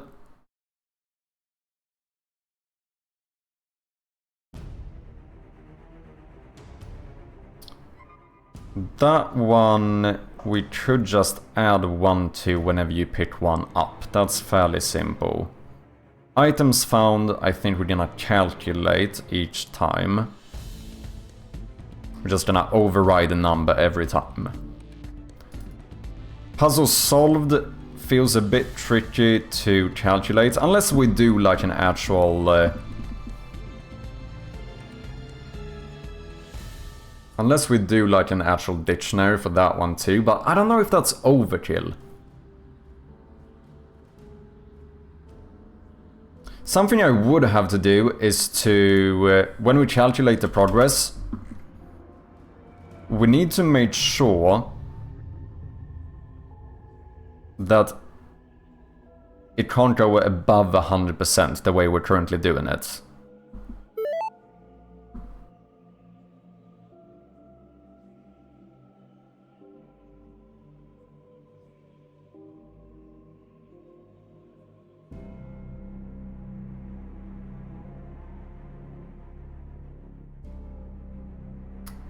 In case I would miscalculate some amount here. Ads should be over, welcome back guys. Yeah, the ads are quite long. I currently do 1 ad break an hour, which has its pros and cons. The nice thing is that we get an entire hour ad-free. The annoying thing is that the ads do end up being quite long. But yeah, Beats, if you want to share anything, any link or anything for your game, I know we have a website for it, feel free to drop it. finally free from ad jail. I do the same, yeah. I think having the 1 hour is nice. Because like if you do the short ads, obviously it's nice to not have as long ads, but they end up coming, you know, you get ads like every 20 minutes or something, which gets a little bit tedious. Mister, good to see you again, man. How you been? Okay, I think we would save I might as well just make it into an integer. An integer for something like main story progress. Oh, that's a tricky thing though. In that case, I need both. But here's the thing. If I'm gonna calculate items, I actually don't need to save those. I only need to save stuff that I'm only going to keep a track of here. Collectible items found. I don't need to save that either, because we just checked the inventory. Technically, I don't need those. It's only the amount of puzzles solved.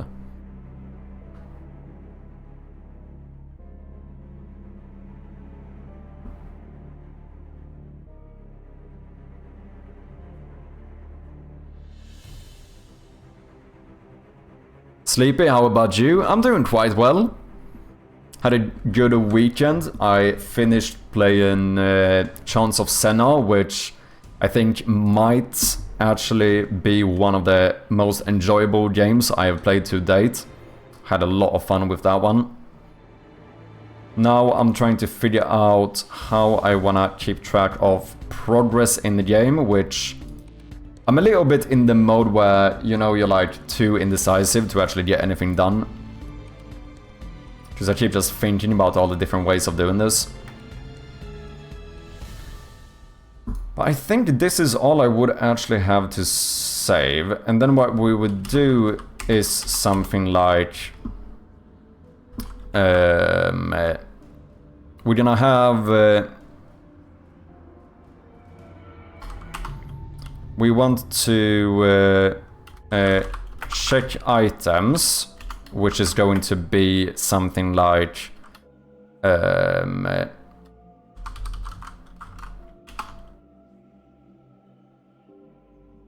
I mean, we're just gonna get some value from the inventory manager. That is really all I need to do. So that one just checks how many collectibles we have and how many... So, I'm gonna do something like collectibles... get collectible amount.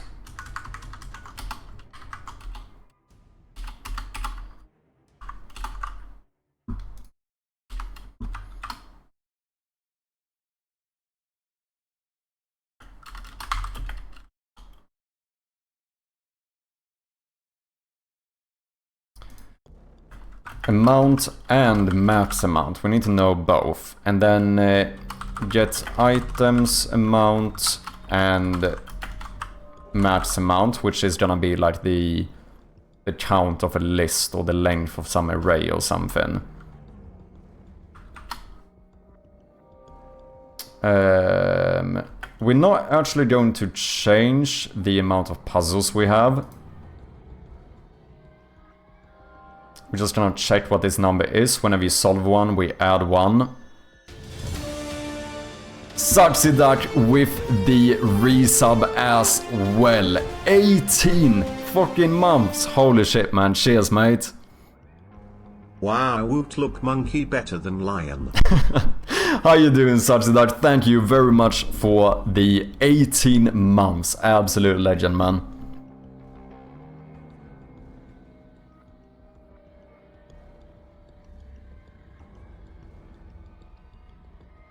I'm doing all good, just back from the Netherlands. Oh, nice, man. How about you? I'm doing quite well, trying to work out a way to keep track of the player's progress here, but it is being a little bit difficult.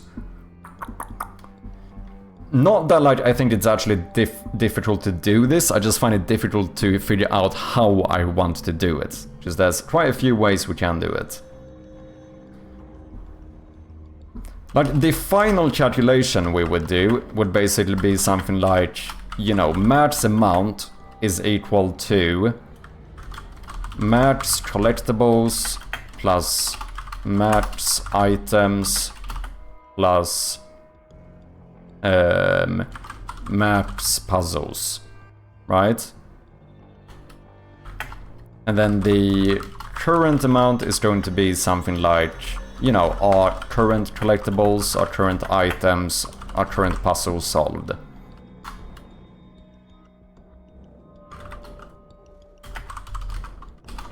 And then our progress is going to be something like collectibles divided by max. Oh, sorry. I mean, it's going to be current amount divided by the max amount. And then we save that. Ah, but then I need to separate the main story and the full... Fucking scope creep, man.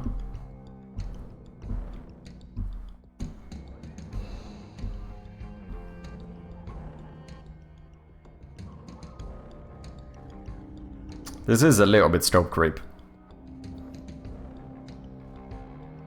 At least keeping track of both main story and completionist. Because that means I'm gonna need separate amounts for stuff. Or like, I'm gonna need separate lists for the items that you need for the main story and the items you need for the completion.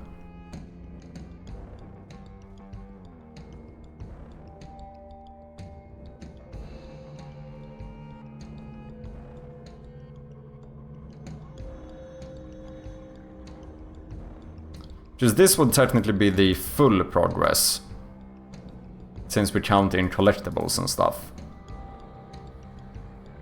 The main story progress is only going to be main story items plus main story puzzles.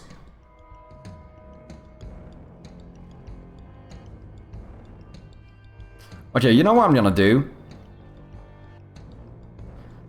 I think I'm just going to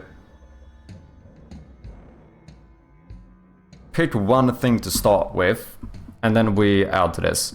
Because I need to just start doing something, I think. It's... Why is that called? When you get, like... The thing when you freeze, just there's too many decisions to make. There's a proper term for it.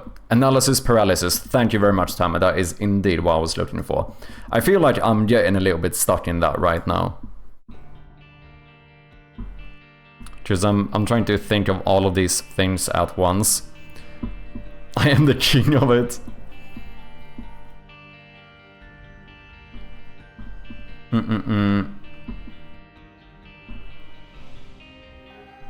Let's say that main story progress is going to be the most important one at first. So we want to save the progress, and we are going to need to save the amount of puzzles solved. And then amount of puzzles, I'm going to change this. No, I'm going to use that for now as the amount for the...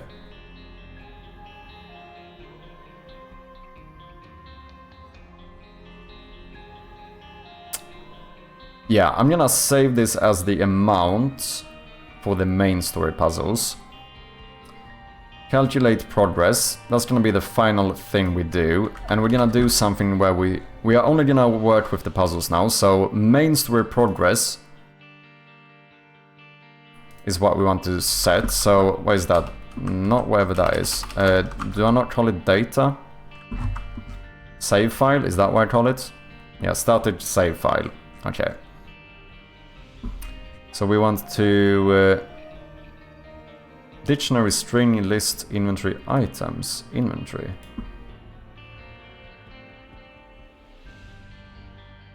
Oh, did I start making a list there? Savefile.inventory equals inventory manager. Oh yeah. Okay, I think we maybe sorted out the saving of the inventory. I have a little bit of a hard time remembering exactly how much I did with the save system, because we were like mid-save system when I decided to make the demo, so it got a bit put on the back burner, so to speak. save file dot progress dot main story progress should be set to be equal to no Jewel, welcome in, man. I'm going to change this manually by just changing this value. So that one has already been changed, so there's nothing we need to do. So all we need to say here is actually that we want to check that. Let's do this. Save file dot progress. Oh no! I need to do saved progress equals save file dot progress, and then we can say progress dot. Wait. Is this going to? Does that override it correctly? Yeah, it should, right? I think that should be fine. Dot main story progress is equal to progress dot main story puzzles solved divided by the, what did I call it? Amount divided by the amount of puzzles, what, times 100, right?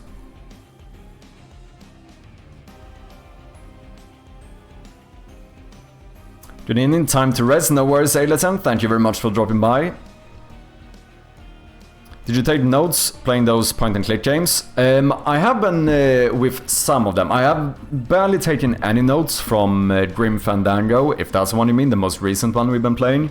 Mainly because, unfortunately, I would say that there's not that much things for me to note, I feel like, because the game is very, very different compared to my game.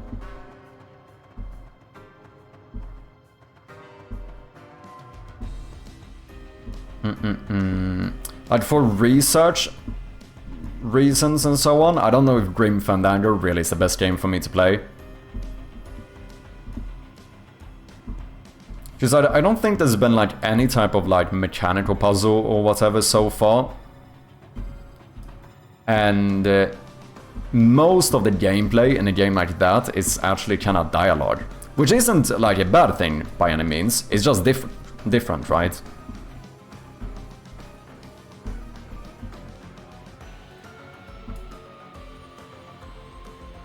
Isn't that like all I need to do?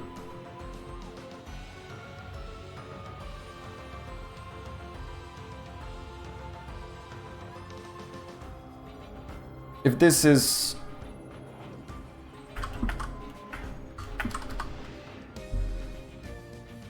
Okay, so there is a chance that we could go over 100 here, and that would be an issue.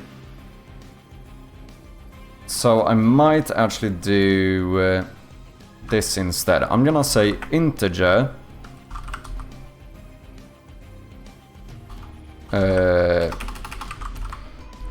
value equals this, and then I'm gonna be a little bit cheeky and just say that if for whatever reason this value would be greater than 100,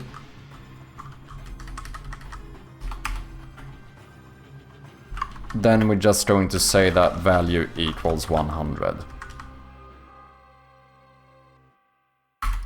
And then progress.main story progress should now be set to the new value. Play Shadowgate? Yeah, I think we've discussed that one before, right? Yeah, that's a fairly old school one as well, isn't it?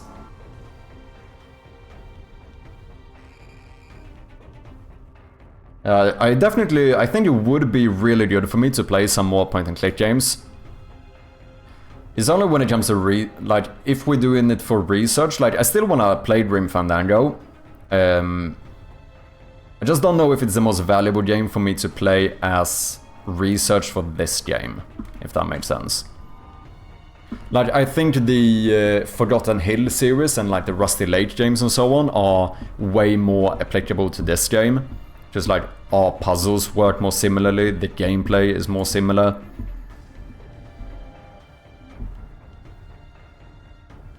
Okay, calculate progress. And when do I need to do this? Before we save the game.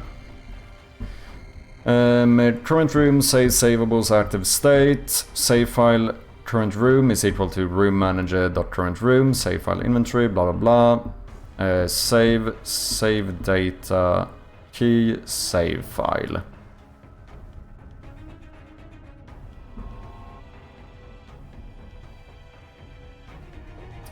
Yeah, not everything is inside of the save file either. I saved some stuff in the save file and some stuff here. Isn't that a bit odd?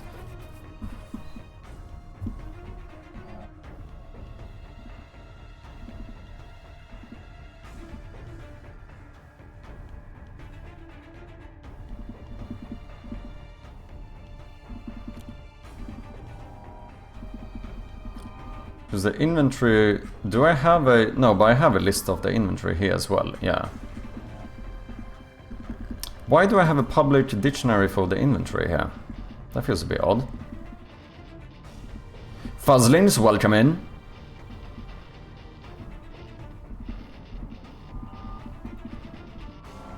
Oh, I think most of the stuff has been moved into the save data.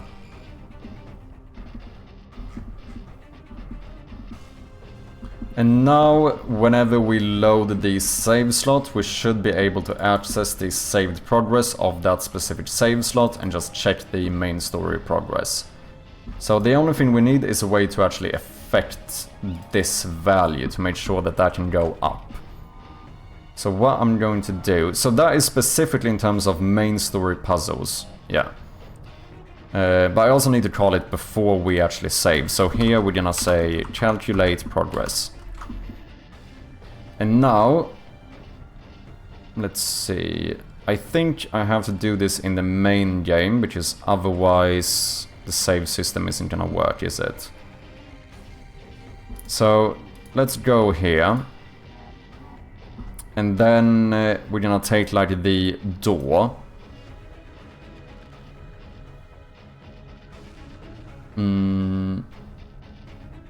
The right door. I'm gonna add a new component called something like complete puzzle on click, because most puzzles will be triggered that type of way, right?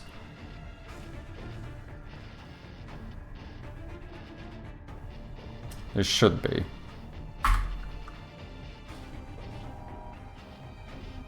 I would never want to do it on... Nah, there's always an interaction at the end when you solve a puzzle. And I have an array of interactables that you trigger whenever you solve a puzzle, so that would be fine. And this could then be used for certain doors, etc. as well, if I want to say that like unlocking a specific door with a key is considered a puzzle too. So let's just do this. Complete puzzle and click. I'm gonna have a bool for whether this is a main story puzzle. And then, I don't know if this is the way I'm gonna want to do it, but I'm just gonna try something.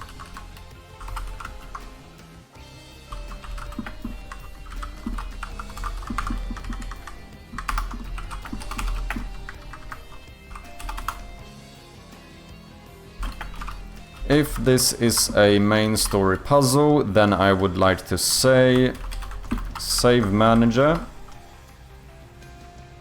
dot save file dot progress dot main story puzzles solved plus plus, right?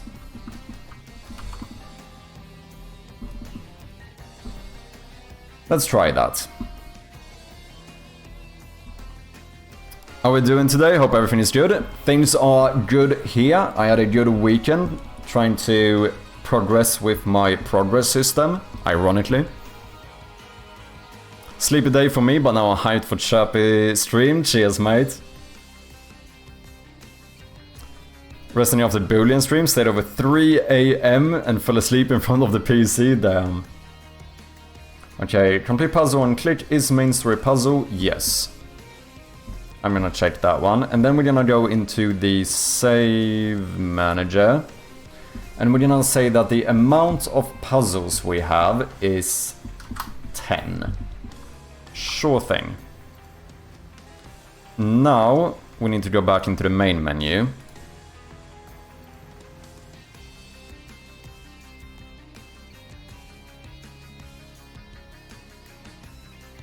And we need to figure out what we do with the save slots here. I think they update themselves, don't they? Yeah, I think the slot index is used to find which save file it is. Is that how I do it? Update slot bool is initialization. Yeah, we use the slot index to get the slot path.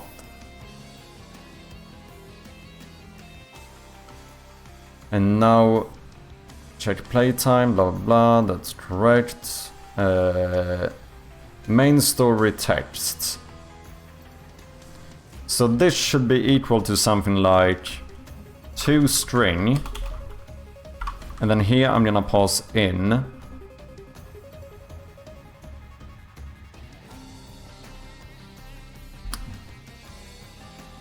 check playtime. Wait, how do I get this? Because I shouldn't actually have to... Yeah, I'm trying to access my thing. Do I need to load... Wait. How the fuck do I do this? Get slot path, move thingy, check playtime. There I load the value. Oh shit, I didn't even think about how to actually load this. Since... No. I can load...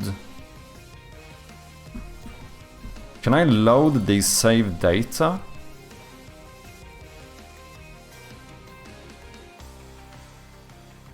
Yeah, save data, key save data. So I should be able to do that.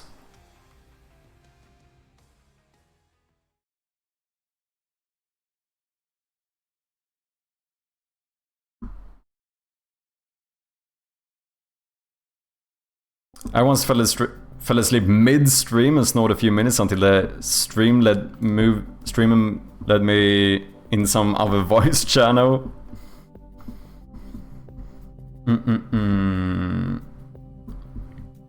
I need to be able to access this, which means I have to load the save data. Couldn't I make a static function here? I can't return this, but how do I set that one? Yeah, I do this. So we're gonna load save data. And that is really what I have to do. So, okay.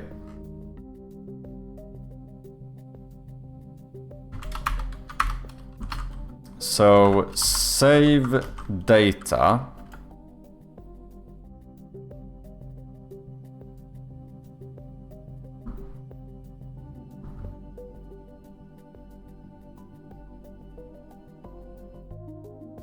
That's not a part of save manager, it is its own class.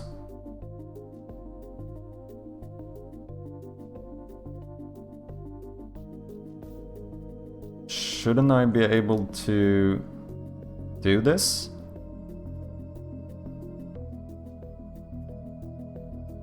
I'm gonna go now, bye bye, no worries. Tibo, thank you very much for hanging out. Hope to see you another time. Until then, have a great one. Why can I not find my save data class? Is this some shit with different assemblies?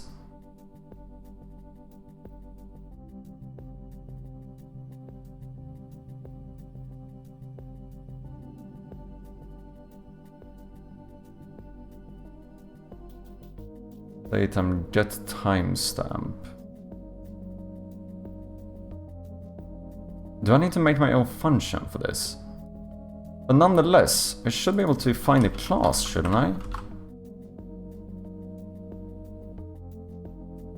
Save slot, save type.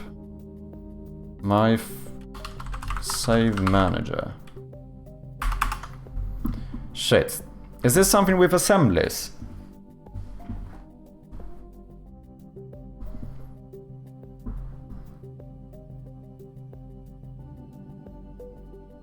Because I would like to basically do this.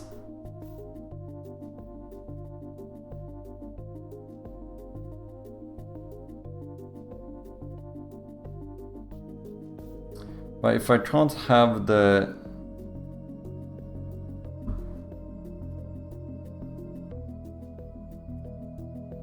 Unless I save the progress manually outside of this class.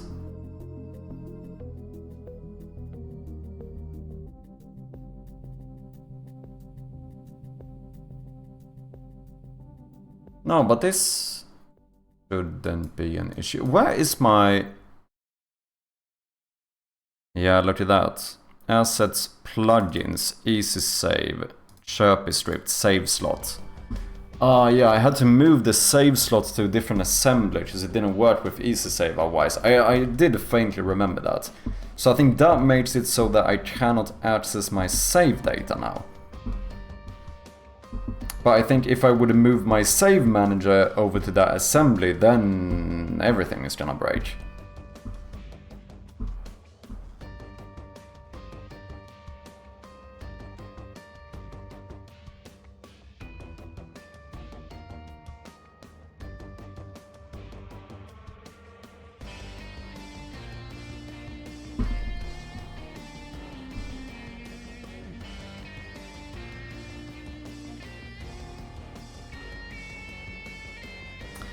I need to rethink how I save the progress.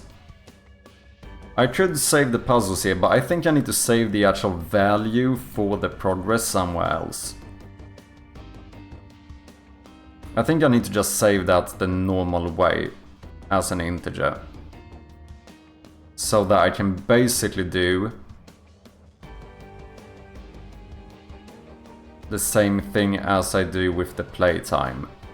Which is to just load that value. What's 0 here? Oh, that's the default value.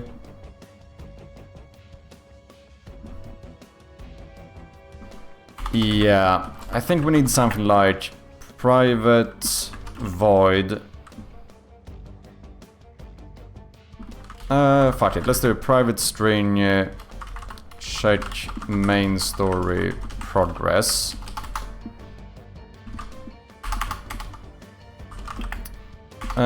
I'm gonna keep this as an integer. Integer progress, which means that this is going to be a integer as well. No.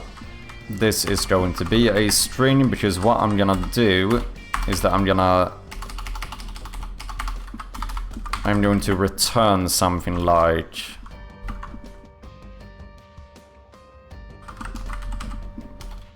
progress percent.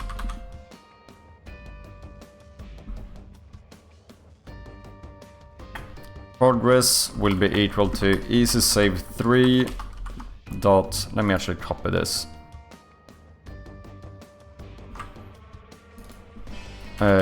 Main story, let's just call it story progress.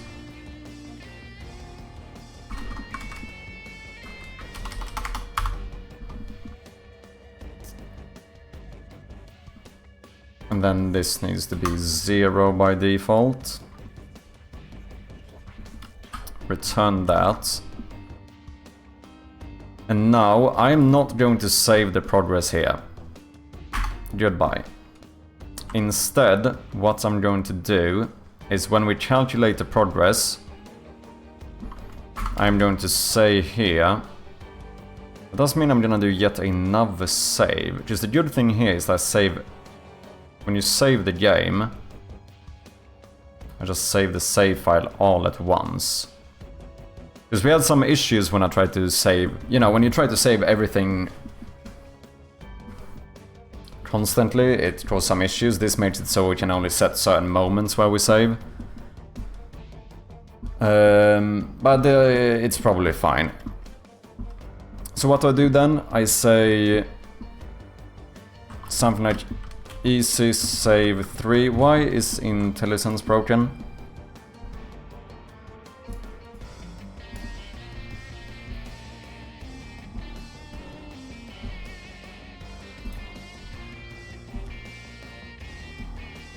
Save data, save file. So I want to save.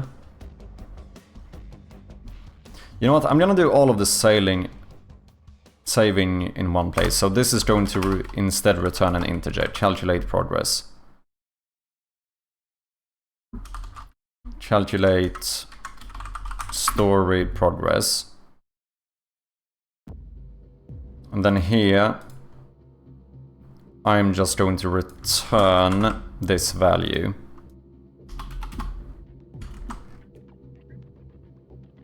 And then up here I'm gonna say easy save 3.save story progress, and this is going to be case sensitive, so story progress, that looks correct. And then the value is going to be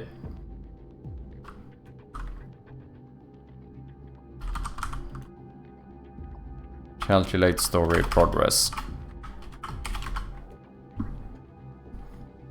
Maybe it's bad to pass that one in. I'm gonna say int story progress equals calculate this, and then I'm gonna pass that in. I don't know if that makes a difference, but for some reason it feels better to do it that way. So now you return that value, and then we save that value on this slot. So when we want to check the story progress, we can load that from the slot path defaulted to 0 and return progress %. Which means that when we update the slot, we can say that the main story.text is equal to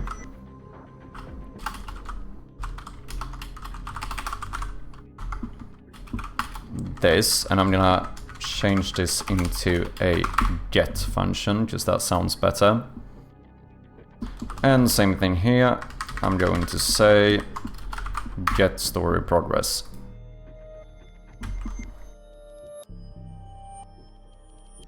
So now we get that from the save file, how many we have solved, but then we return it and save it externally from the save file. That should make it work. We should even be able to test this.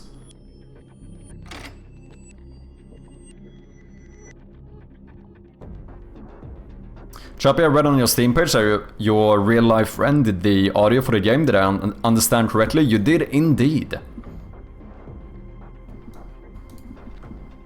Okay. I think we are set to demo. We are okay. So that is set to 46% now.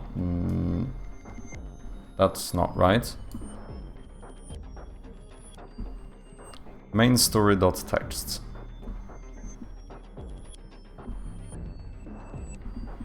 Wait, what happened?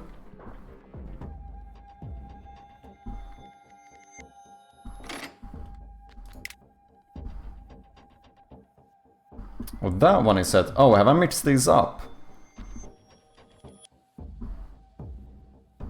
No.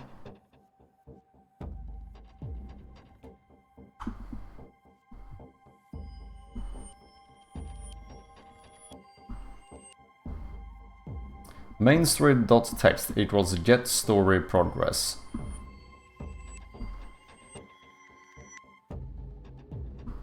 Load story progress. That should be defaulted to 0 now.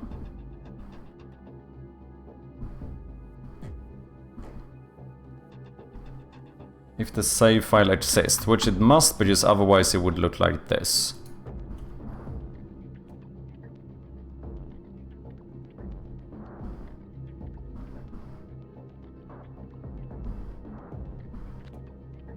Unless I somehow have one there and 16. Wait, I need to double check if I actually set those up correctly. Save slot. Main story is indeed that one. Oh, but completion is also that one. I see. Okay, I had not set that up correctly, so the lower one never changed. Yada yada. Okay. I see, I see. Yeah, now we have 0%.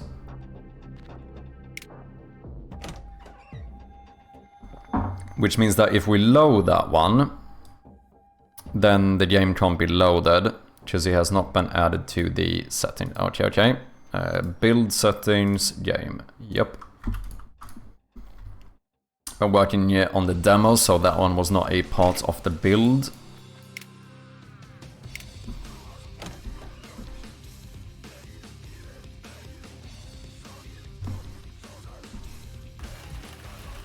Okay.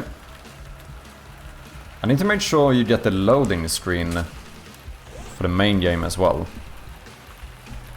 Okay, so if I do that and then I quit out.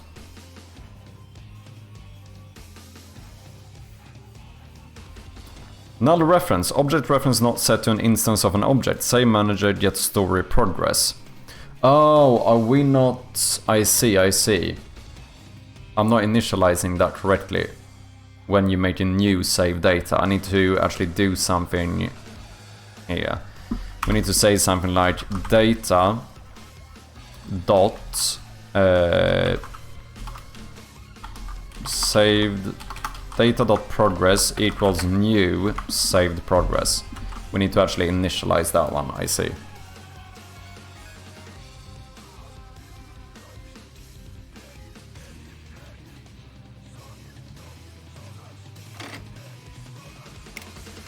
Still 0%. I have kinda slightly broken my build after we made the demo. Or at least the main game scene. Okay, now it did save correctly and we still don't have any progress. Good. Now we're gonna go into the game again. And it doesn't work.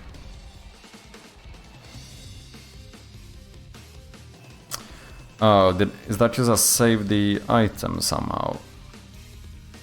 Because I have a new starting item. Object reference not set to an instance of an object. Inventory item dot initialize. Inventory item 43.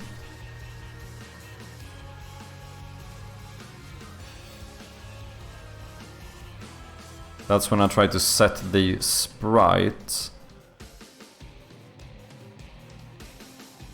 Oh, I see. Wait. Image array images. Wait, what? Why does that not work?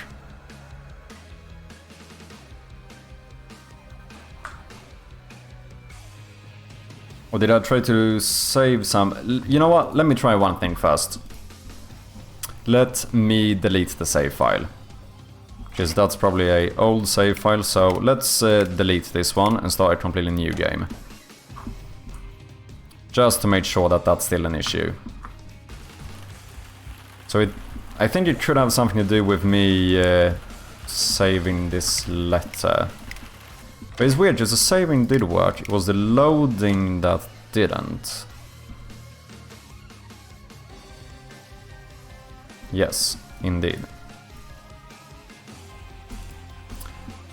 43, so it's when I either the image.sprite, that must be set up, right? So I guess it's the item.inventory sprite.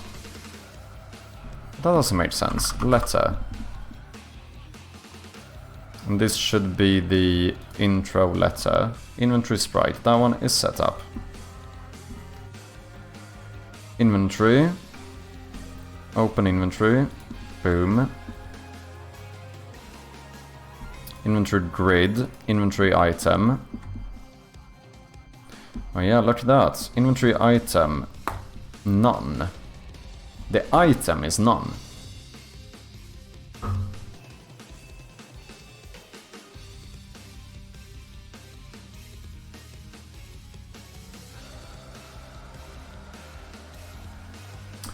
Oh. Oh, it's because the item is not loading it from the save file. It's loading it just from the manager, and that causes some issue. I see. I'm fairly certain that's the case.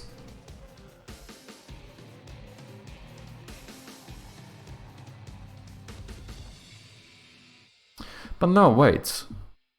No, it has to do something with the save system. Otherwise, this would be an issue in the demo version as well. Gotta go, have a great stream, man. Have fun, everybody. No worries, Lepo. Thank you very much for hanging out, man.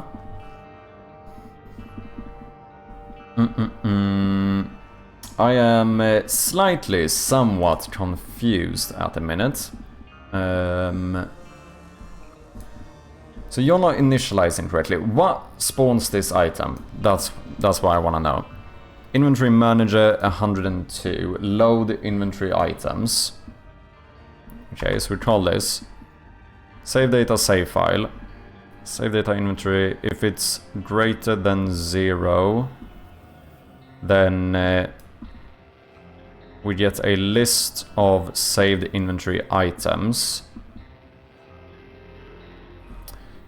Okay, so my next question is how do I actually save those correctly?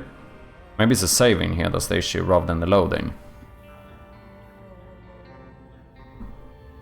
Choose add item to inventory did work, but this is set to null. Get inventory items for saving. Make a new list.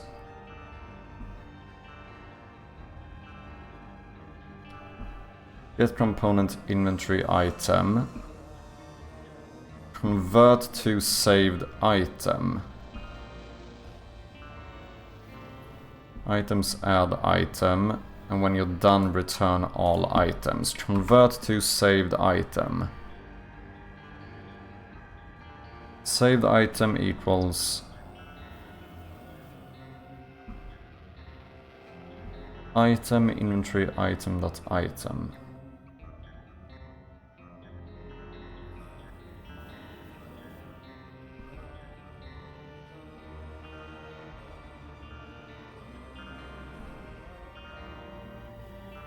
Maybe this is the thing that doesn't work.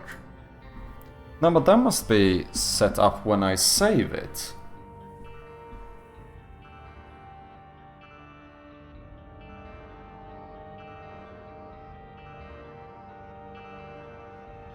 But I wonder, is this actually... No, because it did start with 102, which is load inventory items.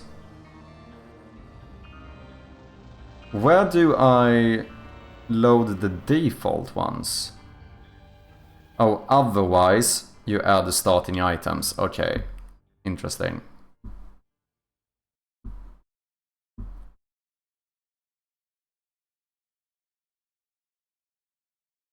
But what I do here, I add item to inventory. Item to load saved item.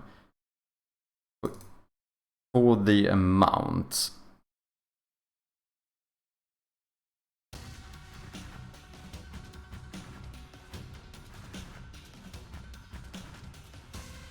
Inventory manager.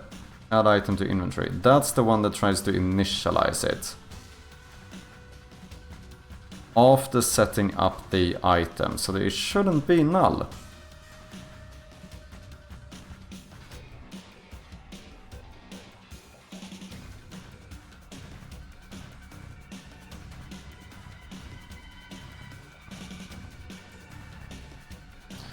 I think I need to just figure out it, make sure that it is indeed the item that is null.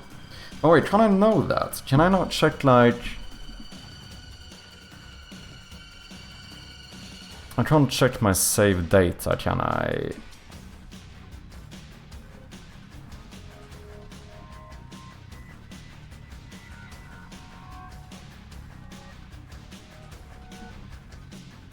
Save the inventory item. Item, saved item, int amount.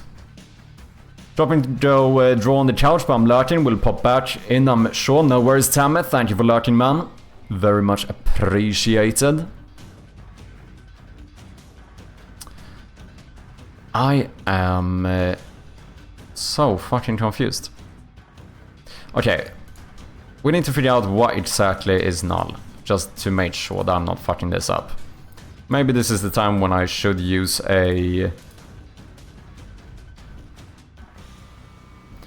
I guess I should just null check it. Wait. Public void initialize. Yeah, this is never automatically called, is it? No.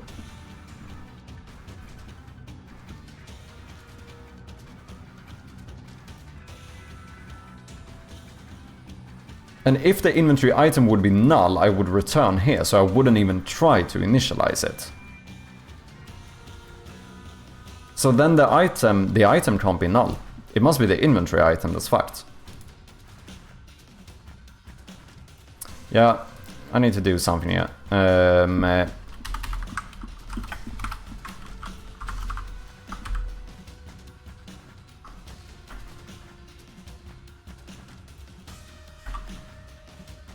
I mean, it can't be less than.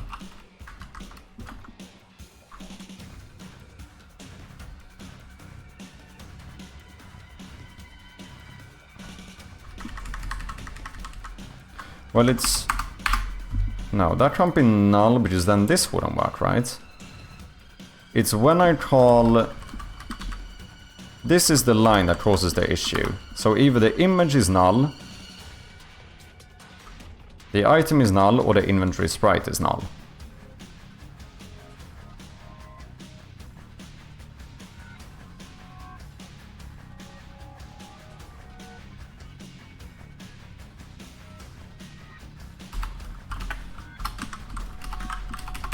I'm just gonna do this.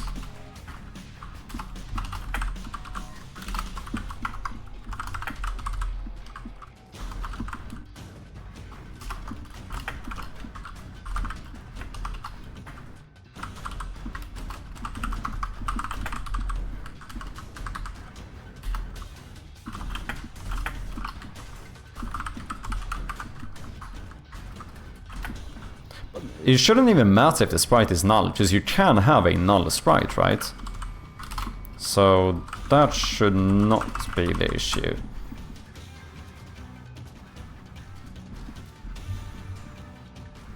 Debug is usually helpful in such scenarios. If you put a breakpoint and induce error again, debugger would show you exactly what is what. I don't know how to use breakpoints. I have never used the breakpoint. I probably should do it. I probably should. I am a debug logger. That's why I am.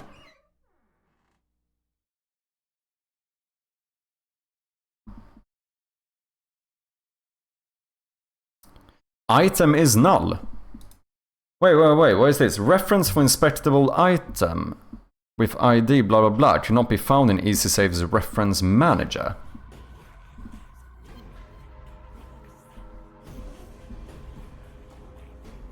Okay, I did not see that one before.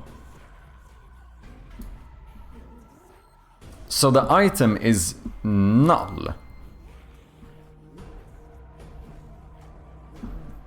What? But that makes no sense. Because if the item... Oh no, that's if the inventory item. I don't check if this is null. So it might actually be null. Well, in that case, there can only be one thing.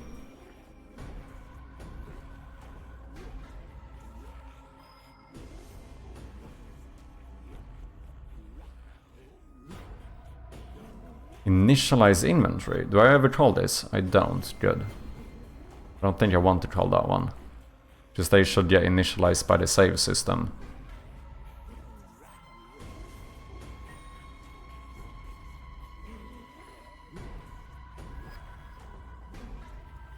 It should be my save system here that just doesn't work.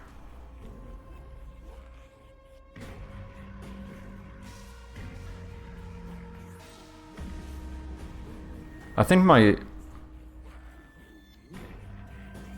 I'm starting to lean towards maybe my...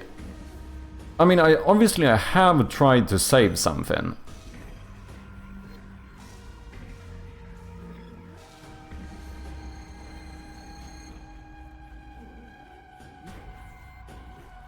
I'm so confused.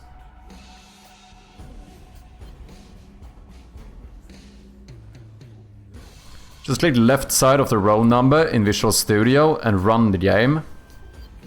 This plus press attach to Unity first on top.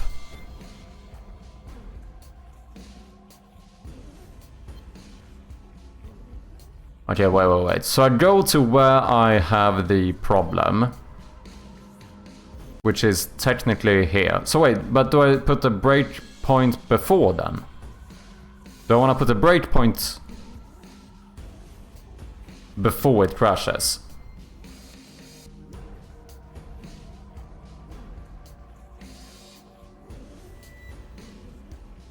Wait, what the fuck? I fucked something up here. I wonder if... Yeah, I accidentally put that one in the if statement. Okay. So, I don't think that changes anything though.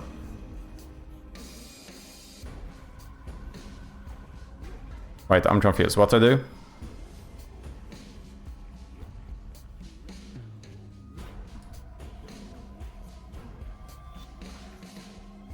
Left side of the number. Oh.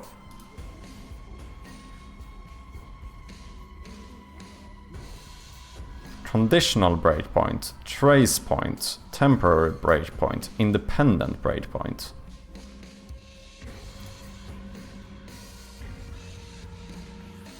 Normal click doesn't seem to do anything.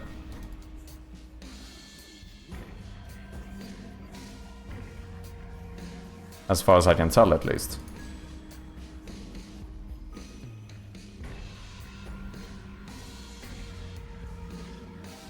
Oh, no it... Oh, wait.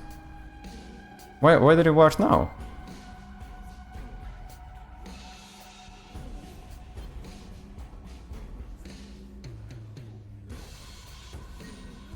Oh, I tried to do it on an empty row. Yeah, okay, so you have to do it... So is this correct then? If this causes the issue, do I want to... Yeah, because I'm going to break when I hit for each, so this is never gonna happen, right? Now attach to Unity. Where do I click attach to Unity? Oh, attach to Unity. Ready. Okay. You're trying to attach a debugger, but debug mode is switched off in your project. When Unity is in debug mode, C# performance is reduced, but you can attach a debugger. Switching to debug mode also recompiles and reloads all scripts.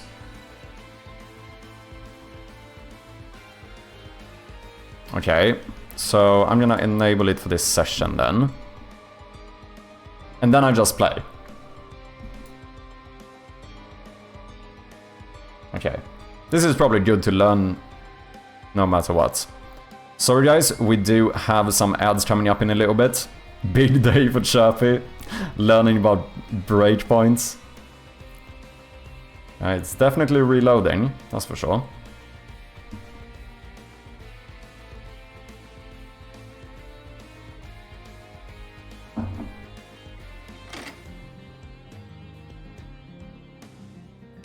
Okay. Trash with the 5-month Prime subscription. You absolute legend. Thank you very much, man. Truly do appreciate ya.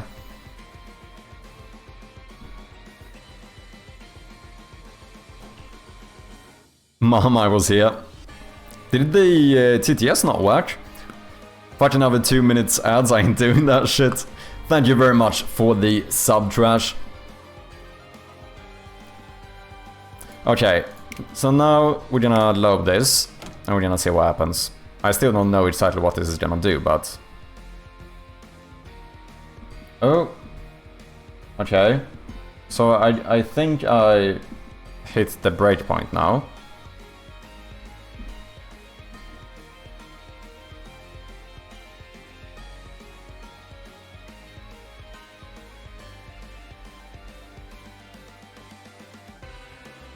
Morjesta, how you doing, Amisis?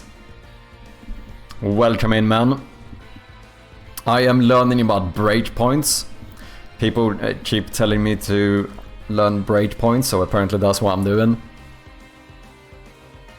The down arrow into methods.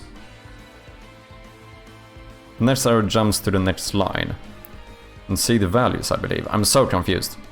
What am I doing? Something happened.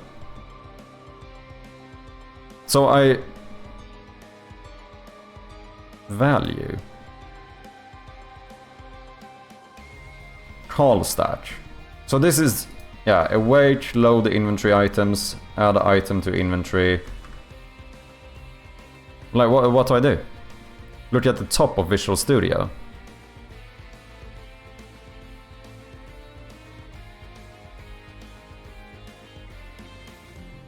Show next statement. These arrows? We can't see the top row.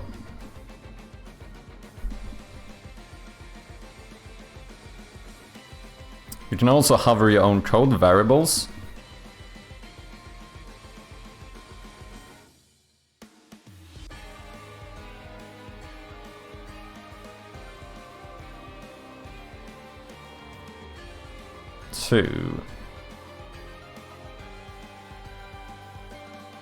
Step into the steps into the method. Well, steps into the method while the next arrow jumps to the next line.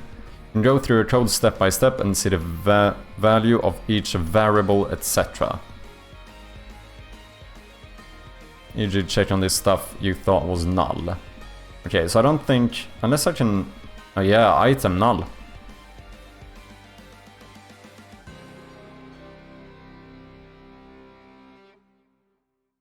Item is indeed null.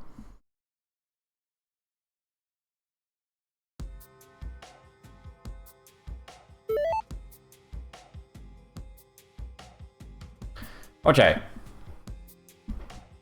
So, hot take. Why is that better than just doing a debug log? At this point in code, that is the important thing. Okay, so I can step back now to see if it ever wasn't null, basically. Can I click on this? Yeah, load inventory items.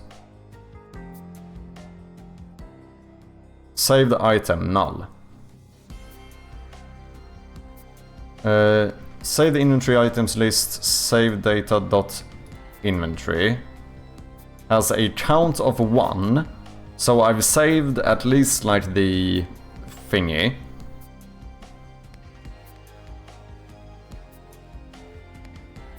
So we do indeed loop through this once. We must, because yeah, otherwise this wouldn't even be called. But the item to load...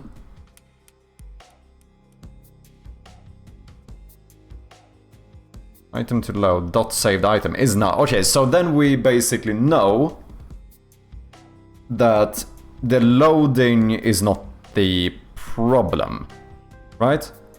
Like I must be fucking up the save then. Because this is... Ah, wait. Private void load inventory items. When does this happen? When do I do that? Load inventory items in a wait. What if the save manager hasn't initialized? What if the save manager didn't have time to load this? What if that tries to access it before the save file has been correctly loaded. But is load technically async? How the fuck does that work?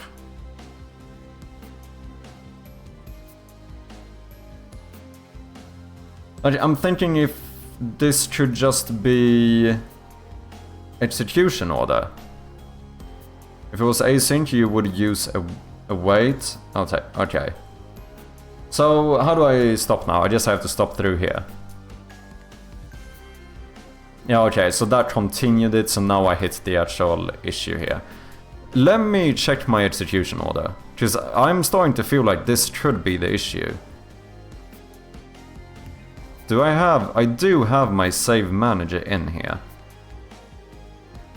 And that is like the first one to load.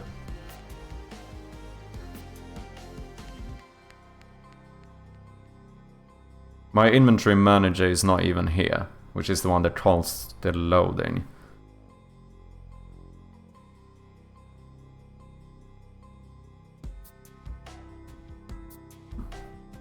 Okay, let me catch up with chat here. Hover over save-data.inventory and press down on the down arrow on the popover. Okay. You can inspect everything in memory and get detailed info from it rather than relying on yourself to debug log the right info. Breakpoints are the most useful in the what the fuck is happening stage of a problem. Are you doing that, Motic? Okay, I see what you mean. If you have a crazy big ass object you need to debug, you can literally dig into it with breakpoints to see what value everything is. You can check everything else too, but with Unity it's kinda slow and sometimes doesn't work, so debug.log for the win.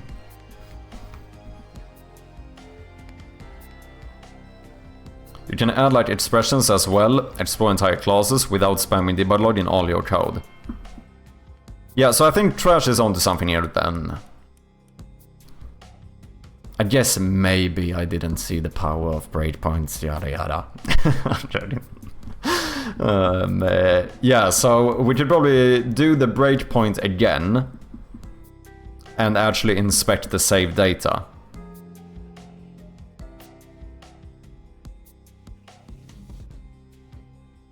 I usually just expand and click on everything until I see variables I'm interested in. I mean, there's a reason why people use them, I suppose that is true. Okay, so let's go back to the inventory item. Oh, I still have my breakpoint, so I just attach to Unity again then, I suppose. And then Unity crashes. Now we're fine. I think we're fine. Okay, so I'm gonna play again. Because yeah, if we can inspect the actual save... I mean, I can even check my... I could check this save file as well. But I don't know if that's gonna... No, that probably just... That's just gonna give me some ID, which is not gonna mean as much. You can also let the program run after hitting breakpoints. Okay. So let's just go into the game again. And then... boom. We hit the breakpoint. So now I want to go back to the save data.inventory.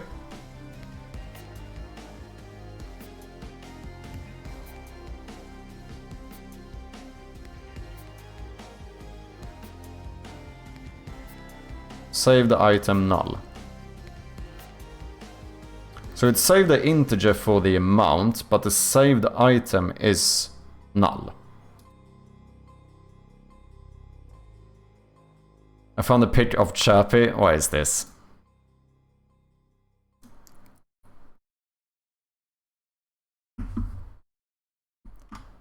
True!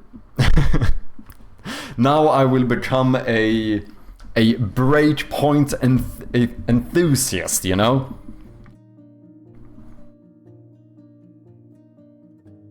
Or I could have just debug logged that one. No, I do see the use of this one. Good one. Okay, so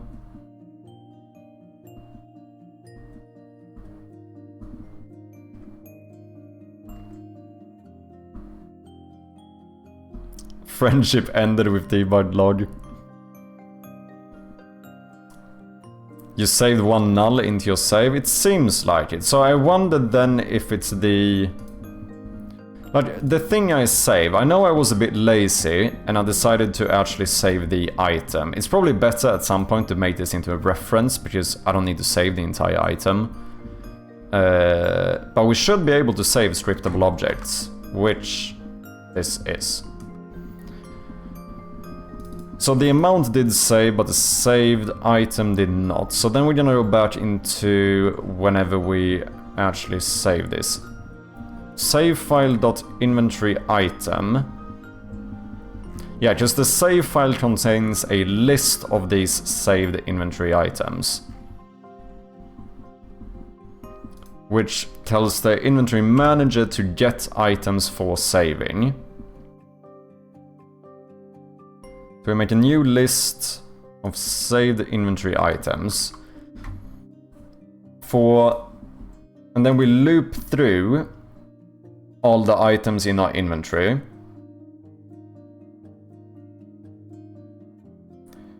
We get the inventory item, and then we say that the saved inventory item is equal to inventory item. Wait. No, but that should be right. Dot convert to saved item. Okay.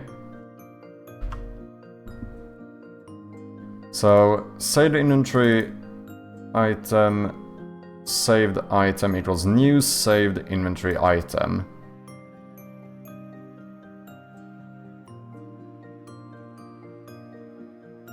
Oh, it calls this on the actual item itself. It's not in the inventory manager anymore. Yeah, that's why we get that, because that one has the reference to the amount and everything we need. But this seems like it should be fine.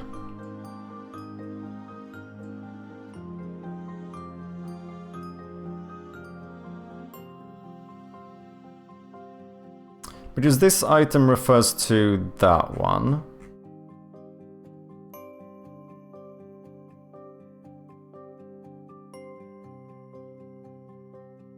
And I did delete my save, right? Yeah, so that should... It can't be that I have deleted an item later.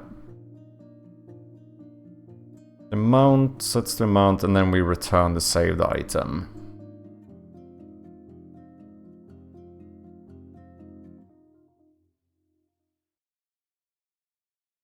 I do breakpoint debug like 1 out of 100 debug cases.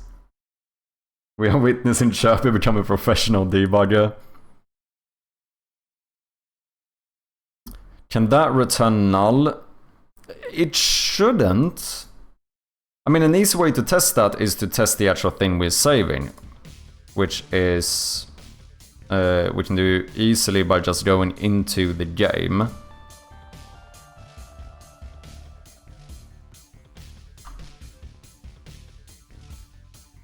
This is not even the thing I was working on, but this is an issue, so we do have to sort it out.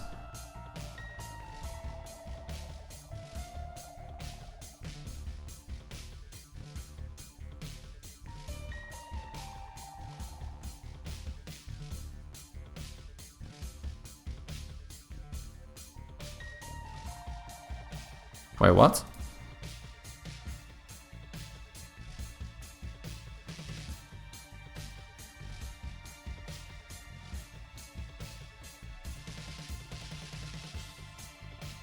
Oh, wait.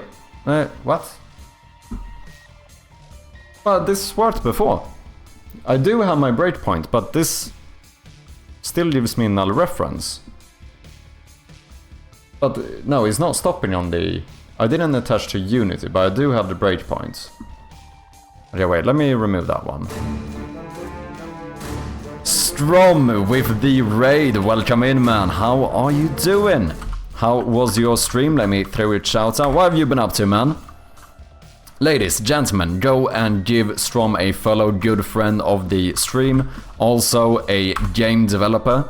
Go and check out his games on Steam. What have you been up to, Strom? attachment issues. Boolean, welcome back.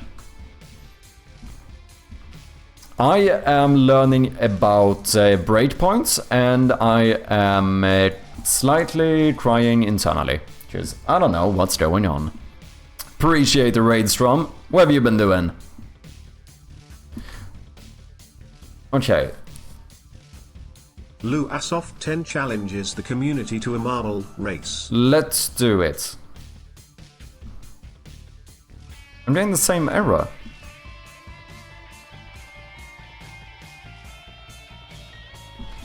I do suppose I'm trying to load it again, right?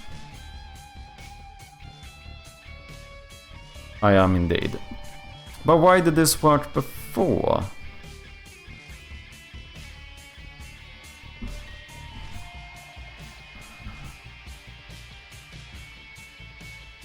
Just use the debugger for the first time, that's monumental.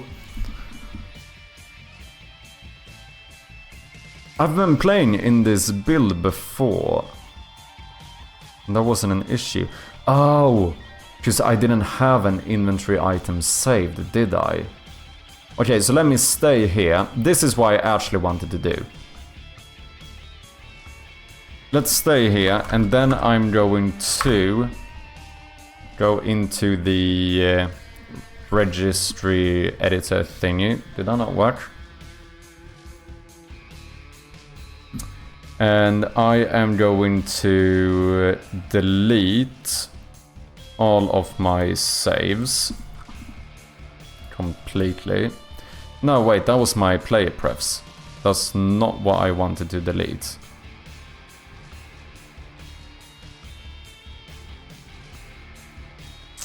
Sorry if I slightly lagged there.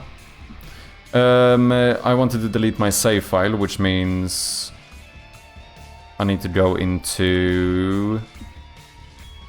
You know, wait, no. You know the easy way of doing this? Let's fucking do it through the game. So we're gonna delete the save and then go into the game through through Unity, not through the actual game, whatever. We're gonna delete this save file. Yes. Go back. So now we're gonna initialize a new game, like it was the first time we ever played. Yeah, I should have made the save as well. I should have started that, because it would have initialized the new one anyway.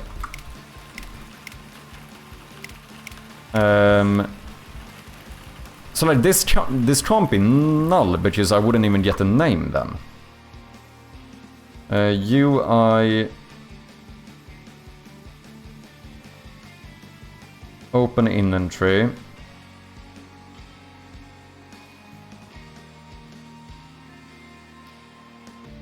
Inventory item. Item intro letter. So like here it is not null. I don't think it could be null here. Unless No, it shouldn't be a case where this could be null. And this was the only item we saved. So I think it's actually the saving that's the issue here. Like for some reason, when I try to convert this, it just doesn't seem to save properly. And am I doing this in the correct order here? Yeah, before I save my save file,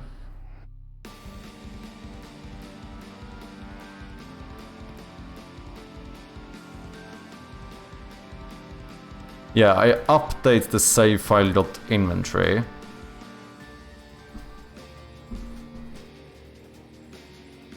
Get items for saving.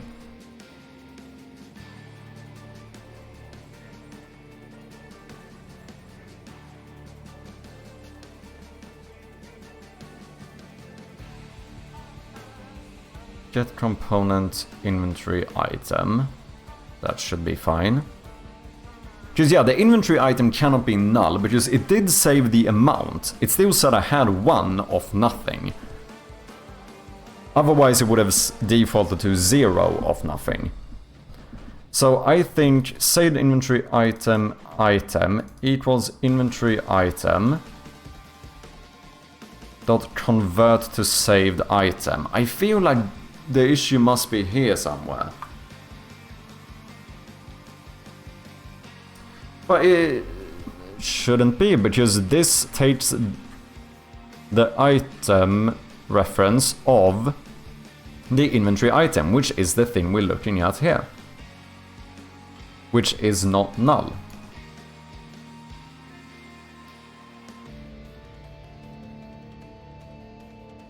And I know I'm supposed to be able to save scriptable objects with easy save. Even though I probably shouldn't.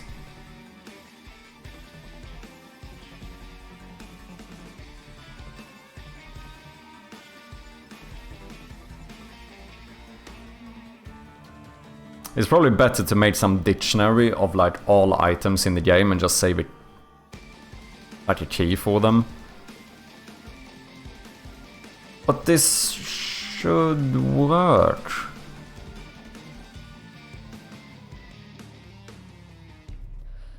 We make a new saved inventory item. We set up the saved item to the same scriptable object as this one has referenced.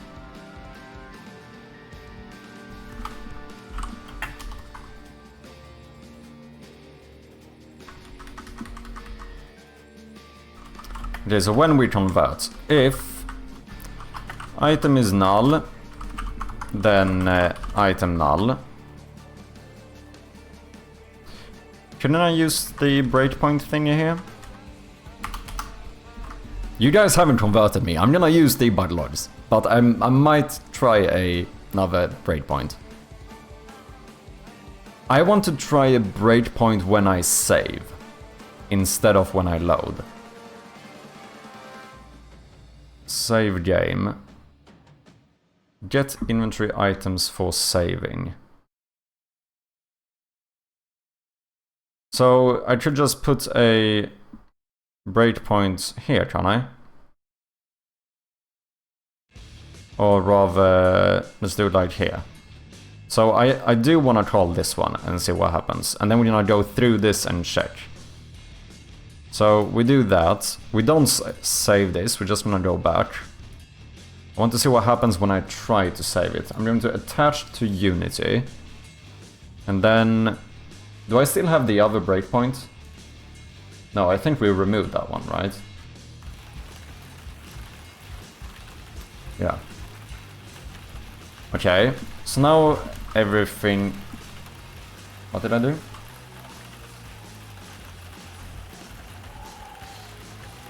The fuck?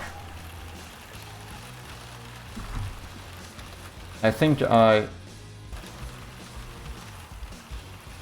oh, did I accidentally insert another one?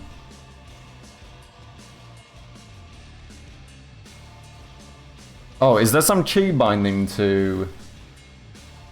like add a breakpoint, like real time? Is that what I accidentally did? Save manager. I only want a breakpoint here. Okay.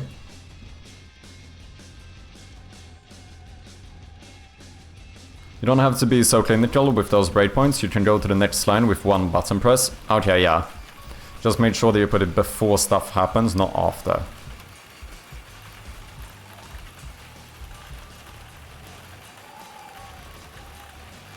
But why does it stop when I click here? That's not fucking... that shouldn't save anything. Like, the game freezes when I click my flashlight. Why? That's not what I want. Do I still not understand breakpoints? But it's acting as if I had a breakpoint here.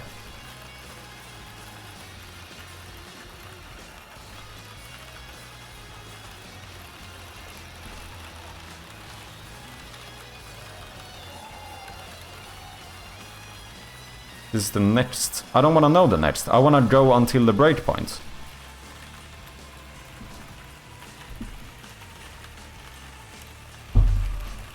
Press stop.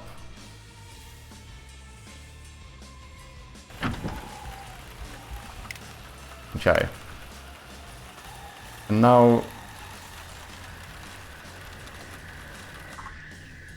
Oh, or continue. Wait. Do I have to... Oh, did it stop tracking altogether now? Okay, attach to Unity. That is fine. Because all I want to know is what happens when I trigger saving. Which happens here.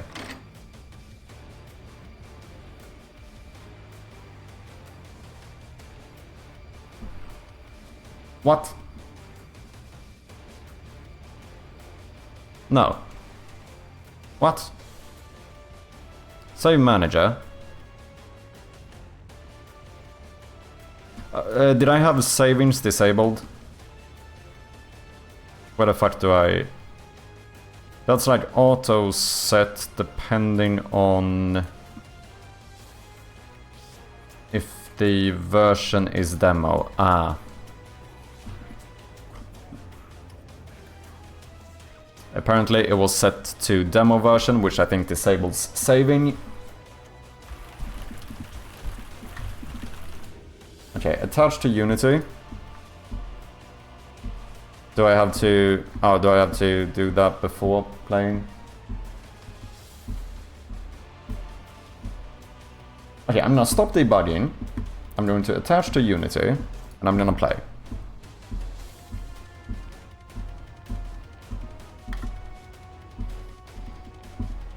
Let's see.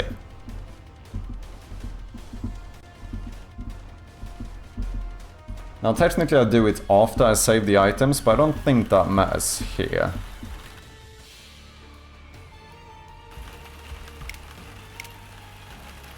There we go. So now it hit the breakpoint, which means that this did something. Count 1. Save the item, intro letter.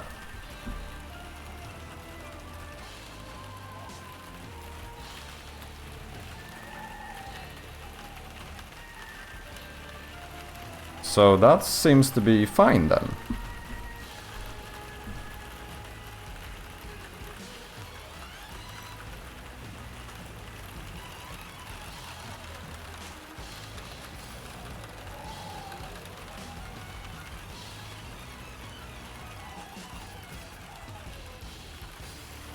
I'll not check this.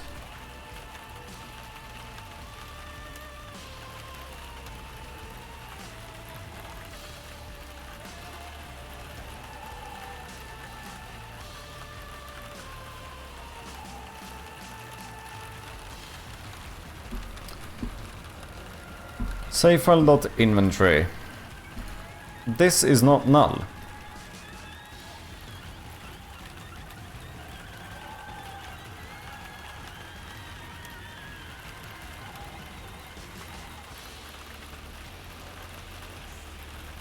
Now if you press F10, I believe is the shortcut, you can go to line 53.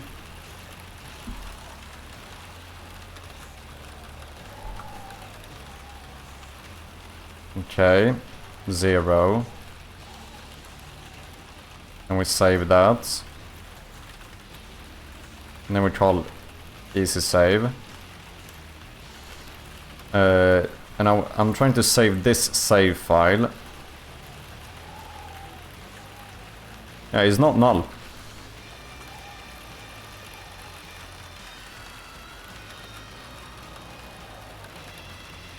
The scriptable object is here. Yellow hover is the line that is about to execute, not executed yet. Okay. So now it executed that one.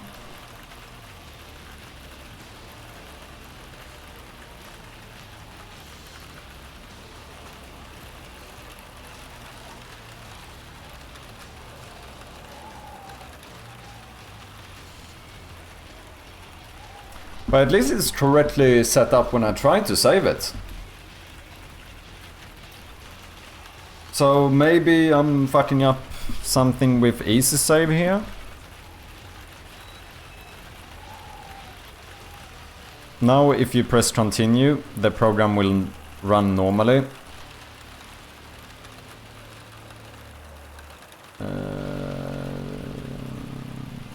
Where is continue? Oh, continue. Now I get back here. Okay. Let me do this.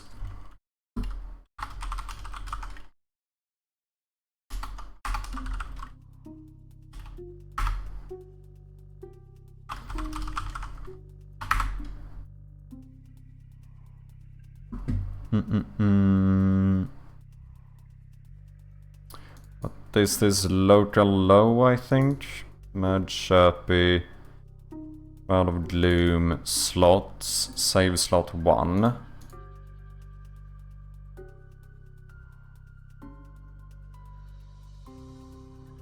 Oh. That's interesting though.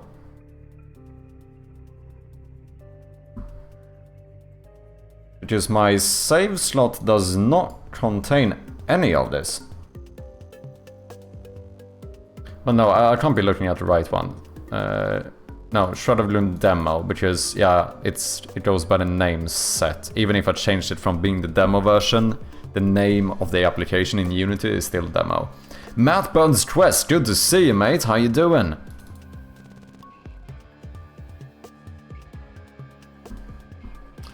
Save data, saved item, type.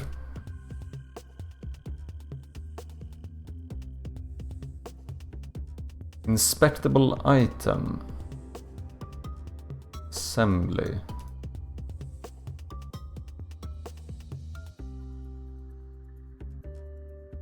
So it is here. We are saving the item, but I think something is fucking up with the reference or something.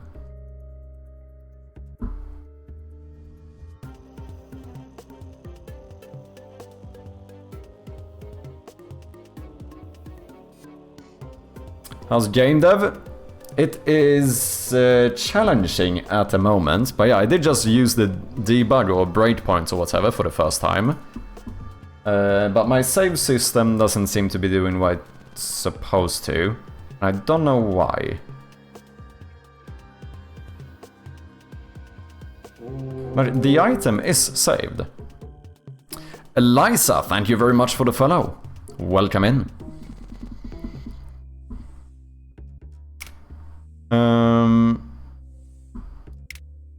Because now if I play, we're gonna get a null reference, right?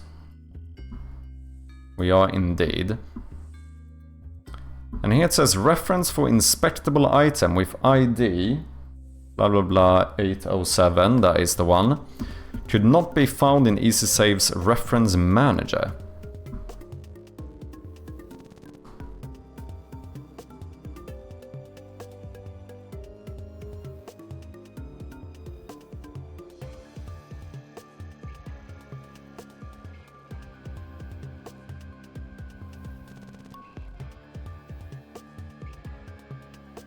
Why?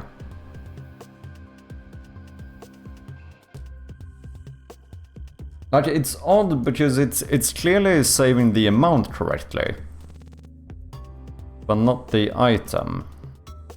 I think another reason why it would be good to refactor this is to make it so that I can actually see the item.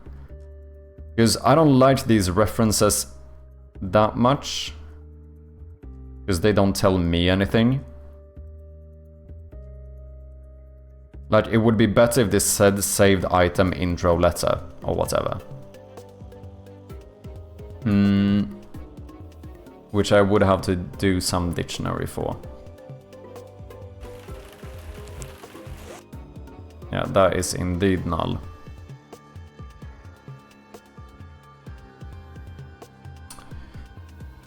Fuck. I should be able to save. I should be able to save scriptable objects. That should not be an issue.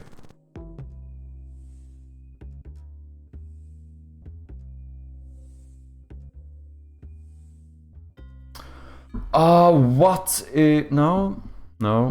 I was gonna say, what if it only saved like the one in the actual instance? Like, you know, like if it would have saved the prefab instance rather than the prefab itself. But that can't be the case, because like the scriptable objects is just like a data thing, right?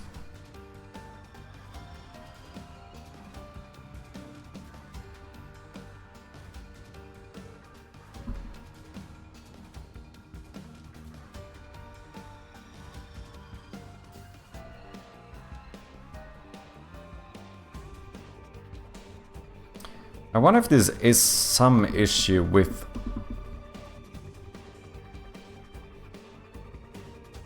the scriptable object somehow, but it is interesting because we did save this. The amount is correct. Even the type is correct. It is indeed a inspectable item.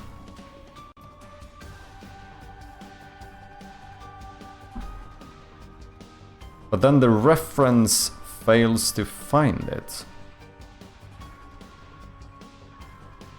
The saved room we loaded correctly, that's also just a easy save reference.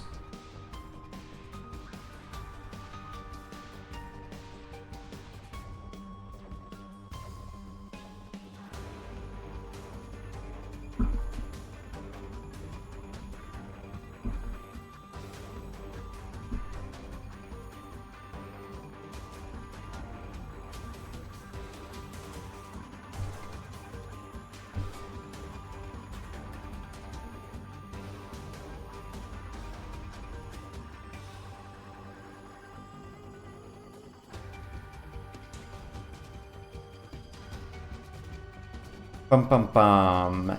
Like, saving a scriptable object should not be an issue. So why would it be a problem to save a scriptable object inside a serialized class? It is serialized though, is it?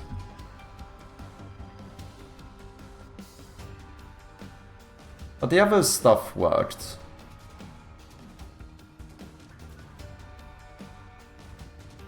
Do I need to say that this is serializable? But no, just then why you wouldn't be able to load any other stuff either?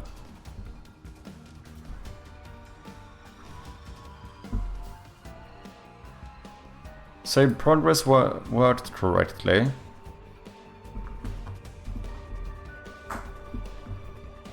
And yeah, we still loaded the amount. It's only this that we didn't.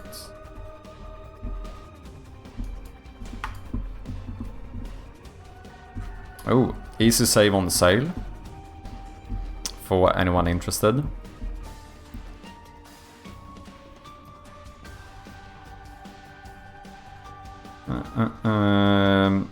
Yeah, you can save classes, structs, position, game objects, blah blah blah. Scriptable objects. It should be fine. It's not null when I save it, but it's null when I load it. Oh well, I can't find it. That's what it says, right?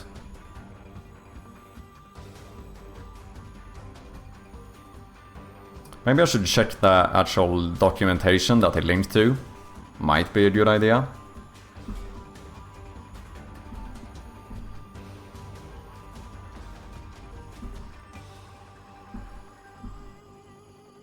This blah blah blah could not be found in EasySave's reference manager.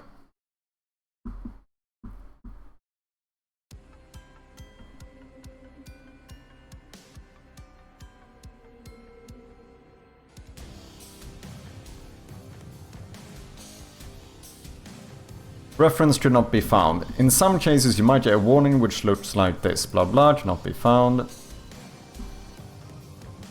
Which one do I have? I have the second one. In most cases this is normal and doesn't indicate any issues. For example, when saving and loading prefab instances. However, if you're finding that fields are missing references, then this warning likely points to the issue. If you're saving something which references an object which has been created at runtime, then This means that object no longer exists. Most commonly is because this object hasn't been saved or loaded, or has been loaded after the object which references it. Wait. Or has been loaded after the object which references it has been loaded.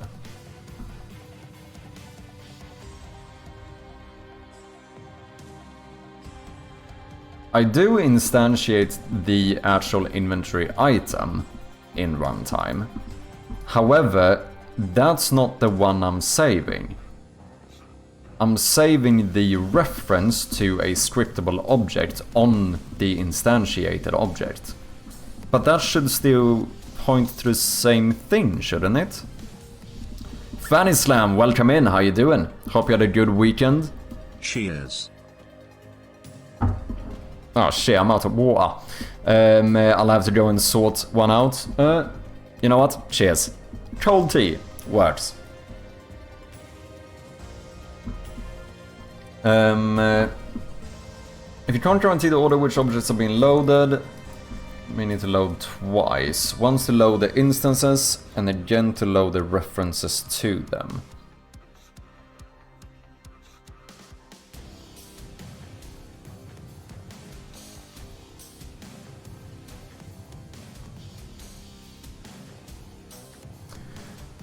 If the missing reference is for an item which was not created or modified at runtime, then it usually means that the object isn't a dependency of your scene, so never gets added to the reference manager.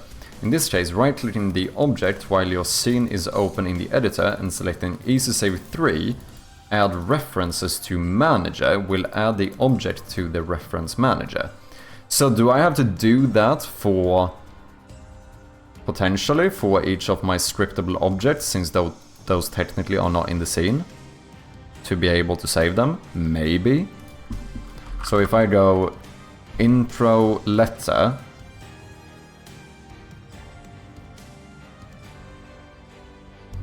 easy save,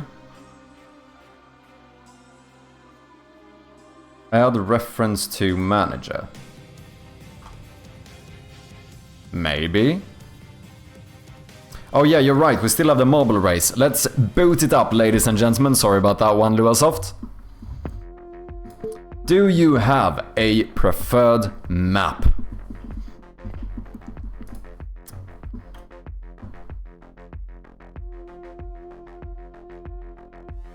Plinko, let's do the Giga Plinko.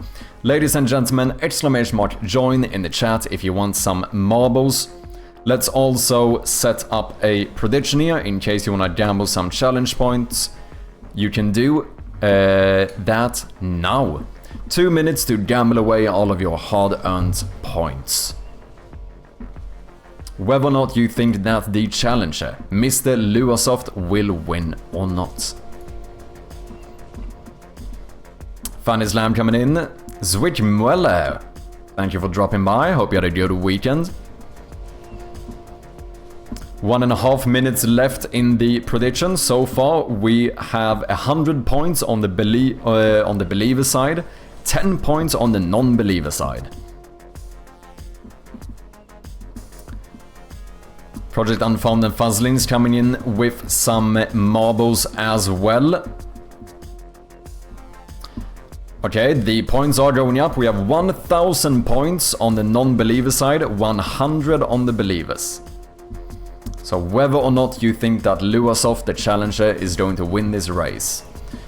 If anyone else wants to join, type exclamation mark join in the chat and you will get some marbles. This is the Giga Plinko, which is 6 entire Plinko sections, one after another. Okay, the points are going up. We have 3,000 bets on the challenger winning. We have 7,000 against the challenger. We have more believers than we have non-believers, but the non-believers are more confident. 4k on the challenger, 7k against the challenger. 6.9k, nice. It was at 69% for the non-believers as well.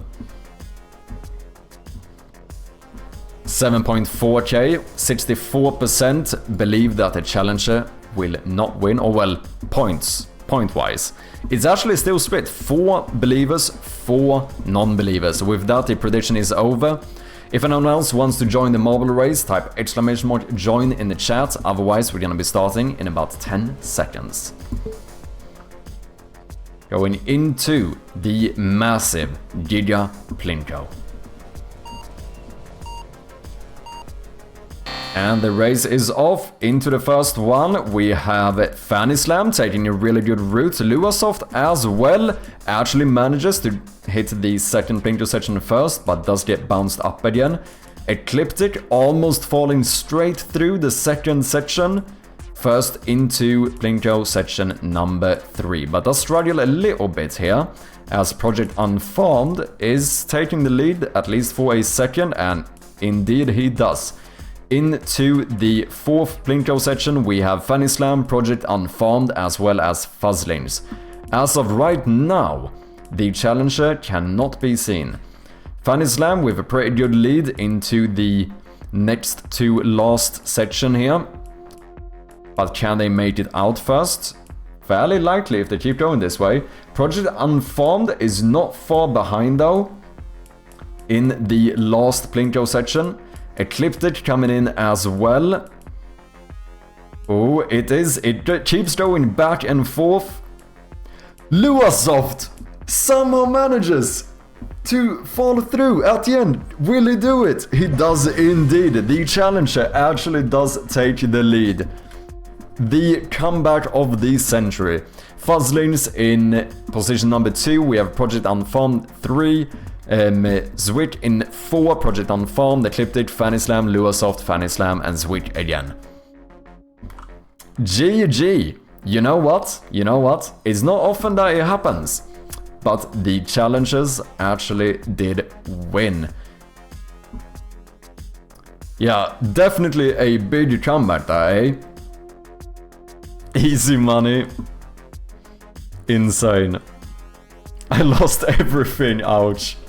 With that, we are indeed going to end the prediction. So this time, the 7.4 thousand channel points from the non-believers will go to the believers.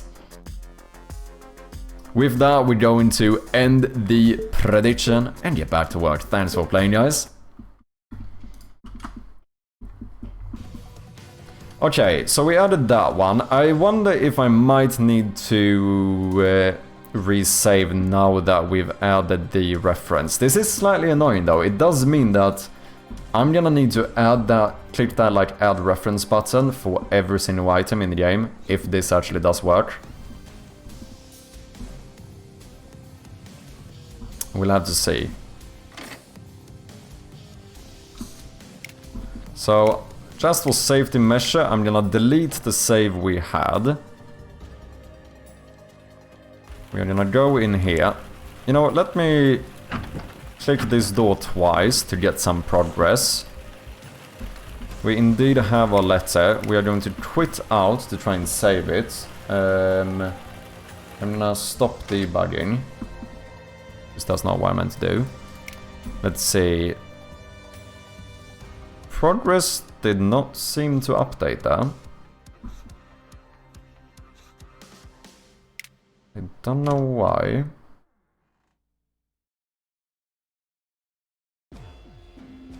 And then we get a null ref. So that was not the solution.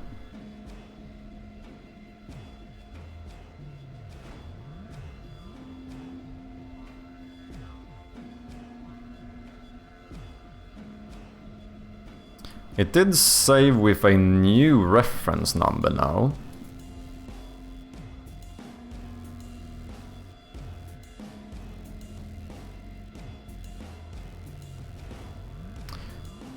This is very odd.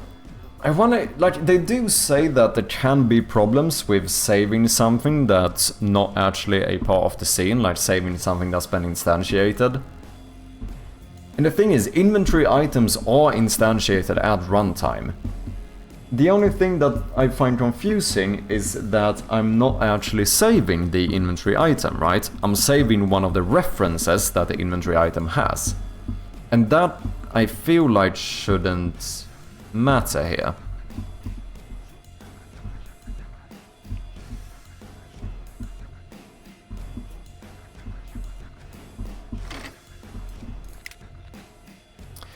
Nonetheless, I wonder why the progress didn't update.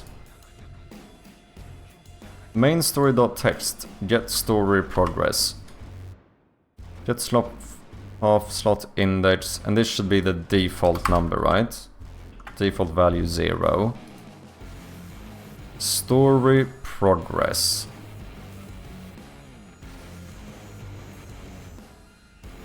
Save manager.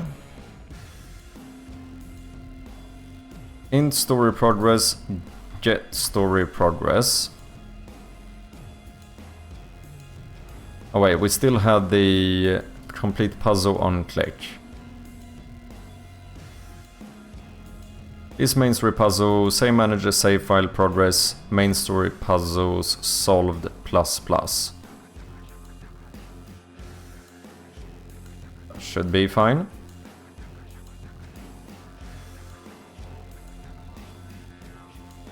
Okay, I'm gonna not worry about the items for now. It seems like I might just have to do some fucking refactor for that or something. So what I'm gonna do instead is I'm gonna go into the game, and for now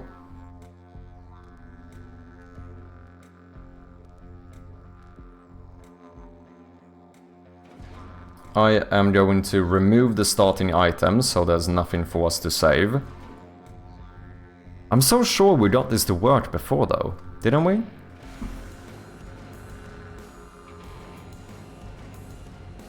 Which means...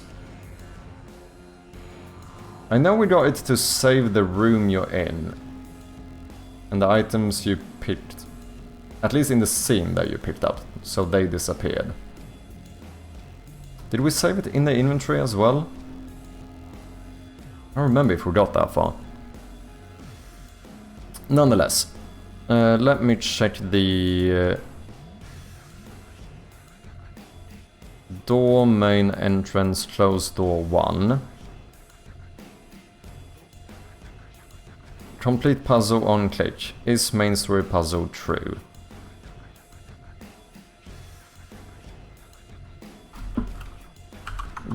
Debug log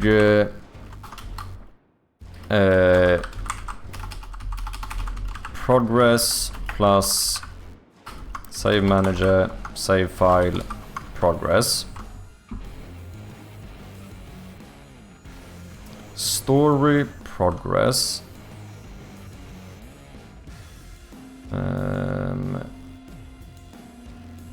Save the progress. Progress equals save file. Oh wait, am I saving this? No, that should be fine.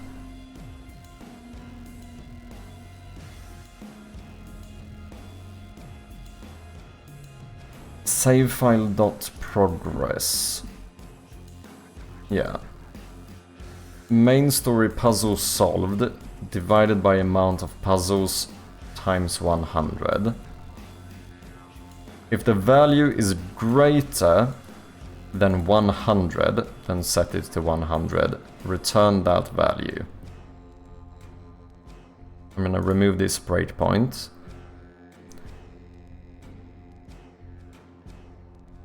Get story progress, save story progress, passing in that integer. Seems fine.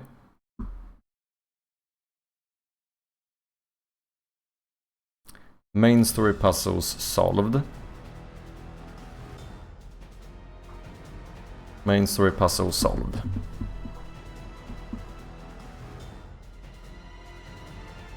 Seems like it should be fine.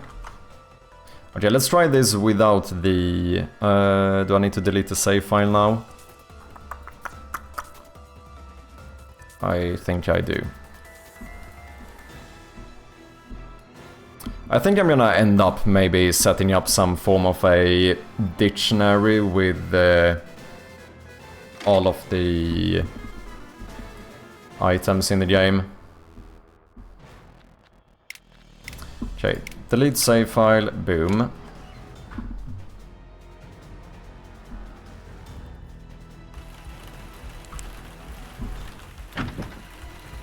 Progress saved progress.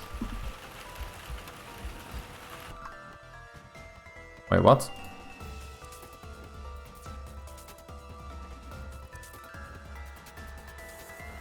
Oh, right.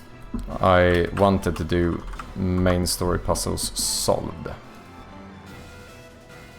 Okay, so now we shouldn't have saved anything since I quit out here. I think right now I only save when you actually click the quit button, which is something we are gonna change eventually. I am gonna have like a certain... I guess maybe every time you solve a puzzle in the game, like any major puzzle you solve, that's probably a good place to maybe put a autosave. Basically, anytime you do any major progress, we do a little autosave for the player. Probably not a bad idea. I'm gonna delete the save file again. Start on a clean slate. Progress 1. Progress 2. Quit out. 0%.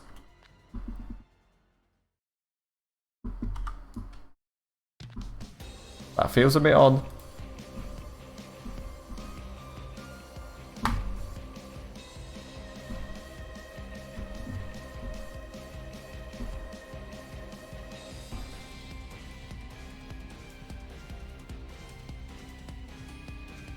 I do default it to 0 if you can't load it. The latest Kate, thank you very much for the follow. Main story puzzle solved 2. Okay. So we did save the value correctly. Save manager, get story progress.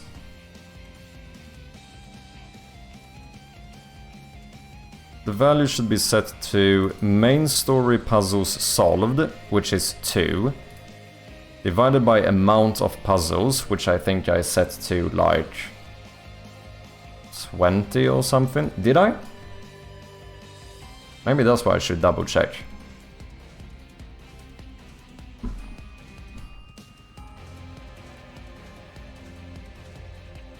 Maybe we need to double check that one. Just to be on the safe side. Where would that be? In my save manager, I think. Amount of puzzles is set to 10. So I should have had 20%. Save story progress. Well, that did work. The issue then should be in the save slot. Get story progress. Load story progress from the slot index defaulted to 0. Debug log progress plus progress. Sure. Gonna lurk for some time. Good luck with the debug. No worries. Thank you very much for lurking, Fuzzlings. It's very helpful to listen to people working on projects while I'm working. What are you working on, Kate? Are you doing some game dev as well?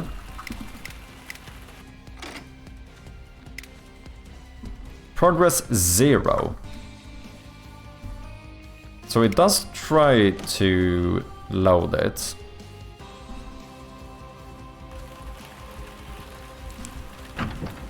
Progress 3. Okay, so it is saving correctly there.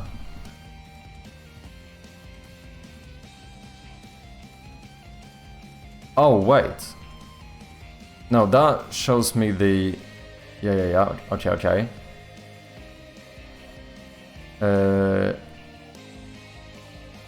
Save story progress. Story progress. Is this incorrect?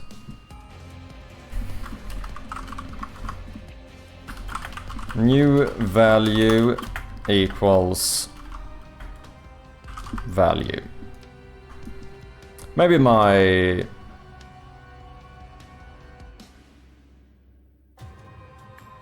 I messed something up there in the calculation? I don't know.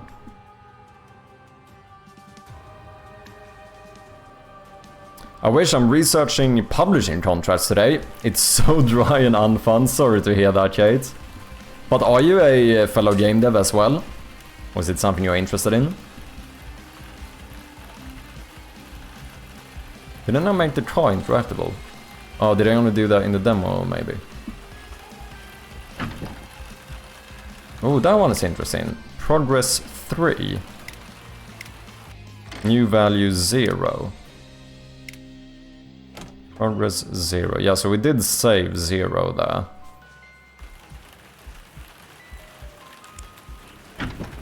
Four.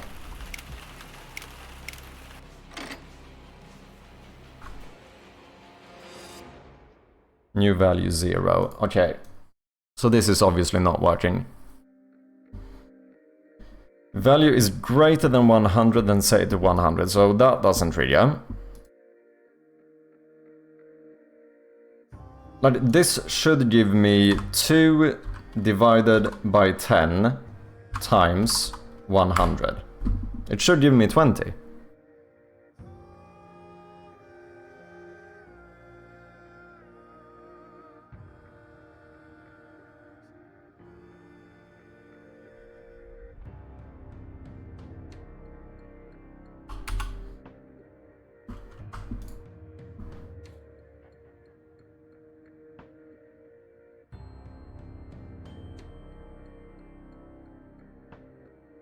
This one, because with no main story puzzle solved, that is saving correctly.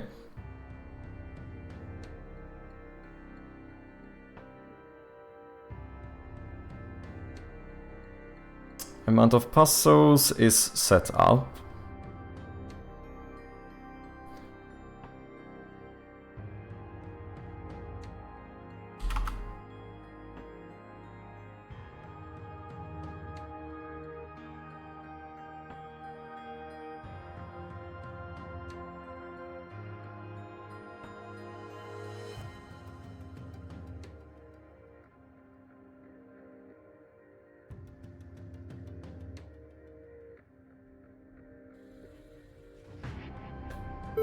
The only way for this to return 0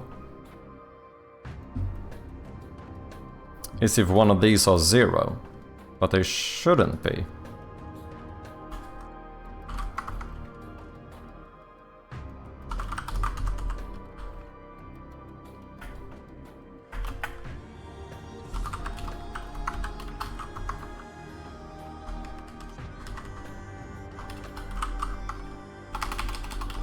Unless I changed the wrong one there.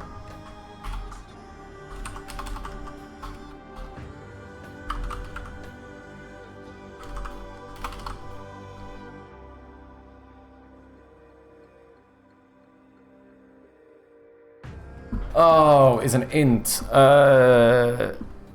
No. Wait. Is something being set to... This gives me 0.2. Could that be the issue? Okay, what if I do float value? And then I use these integers here. And then, when I return the value, I cast it to an integer. Maybe. I feel like that could be the issue. Because at some point in the calculation here, it's going to... Like, if you do main story puzzle solved divided by amount of puzzles, that's going to give you 0.2. Maybe that gets rounded to 0 as an integer, and then we do 0 times 100, so it doesn't do anything. That would make us be stuck at 0% progress. So yeah, I think we need to calculate it as a float and then cast it to an integer. New value equals 0. Progress 5, max amount 10. New value equals 0. This was 5.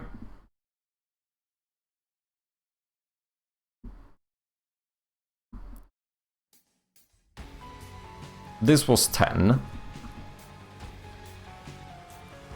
And this ends up being 0.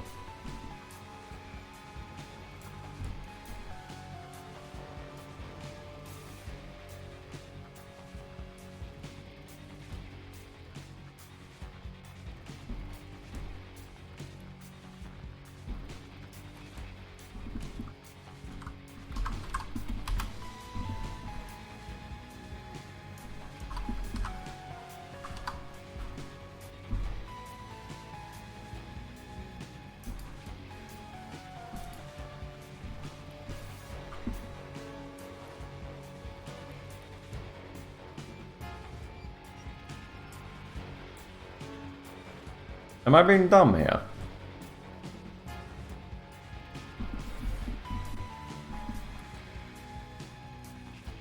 Five progress, max amount 10.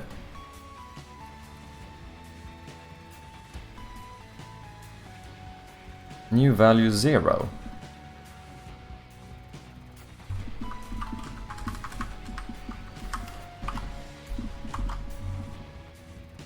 Shouldn't make a difference, should it?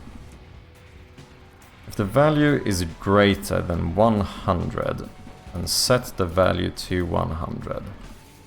That can't trigger, just then it would say 100.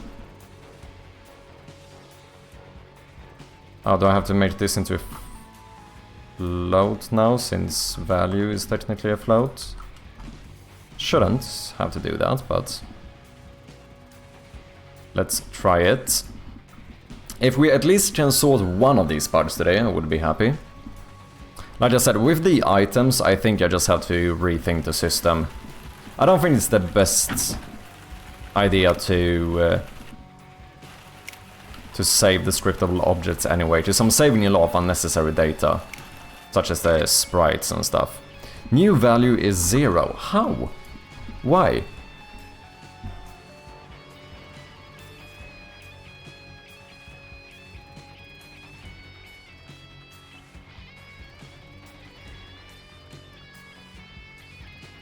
Am I really bad at math, or is there something really odd going on here?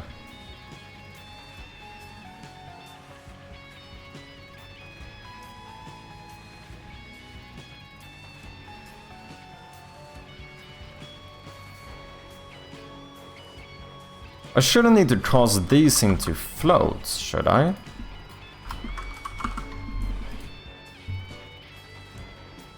I think the fact that this gets like darker means that it's redundant.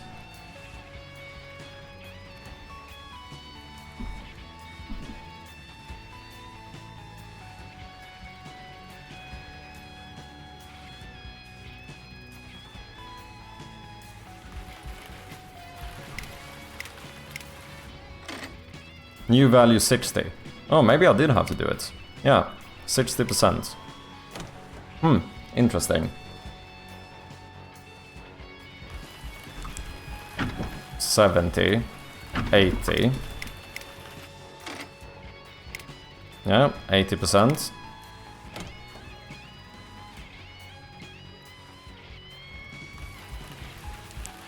Uh, 90, 100, 120.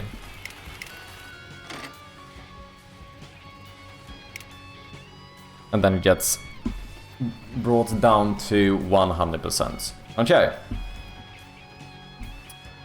So that seems kind of fine.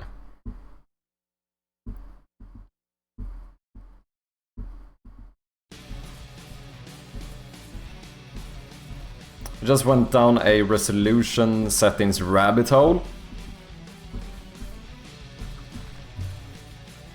I need to do that at some point. I don't know what to do about like ultra wide strings and stuff. I'm definitely gonna need to look that over at some point.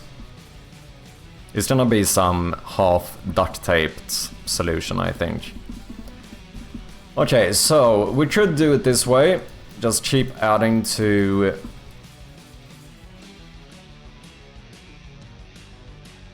main story. The only bad thing here is that I do need to manually keep track of the max amount of puzzles.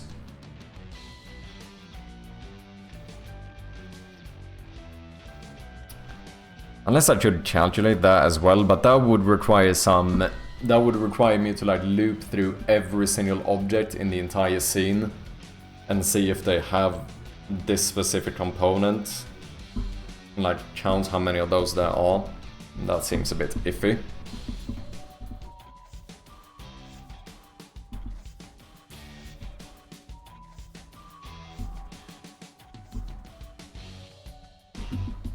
It's gonna be easier for stuff such as collectible items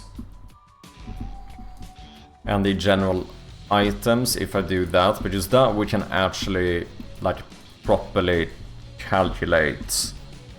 Because here I keep just saving a random value. But the only way to not do that is to have a reference. But somewhere there's gonna be a bunch of manual work no matter what for this. All good now, nice to hear, man.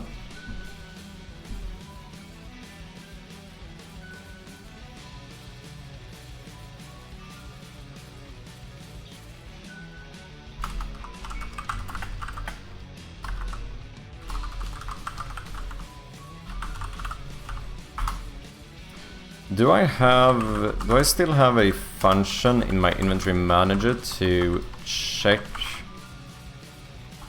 to get inventory item?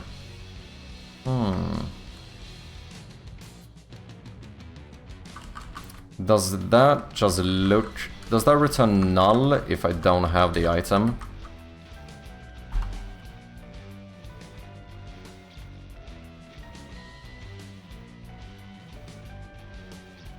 Okay, so I could use that one.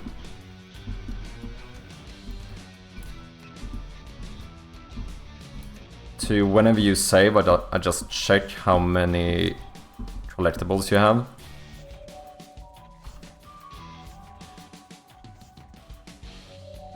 You know what I'm gonna do instead?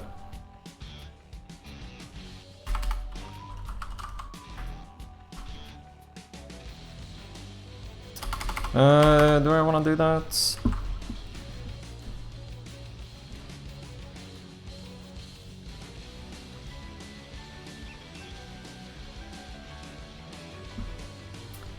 Yeah, probably.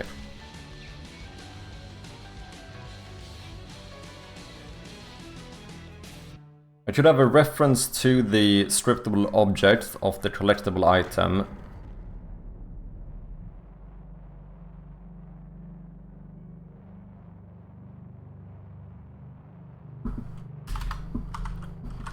Public int get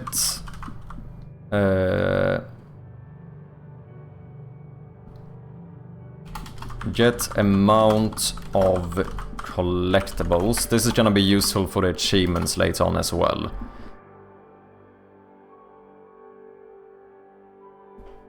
Here we are going to say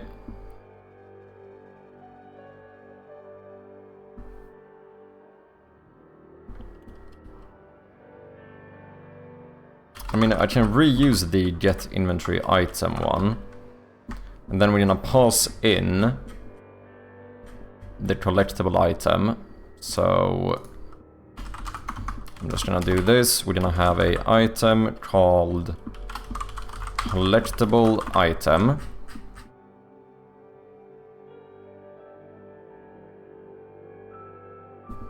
Get inventory item, collectible item.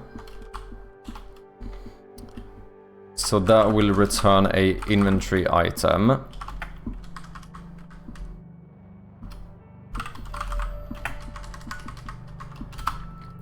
Then I'm going to say if... Oh wait, I should do some fancy ternary operator here. I should say something like return, depending on if the inventory item is not equal to null. If it is sent, I would like to return inventory item dot... Shit, can I not read amounts?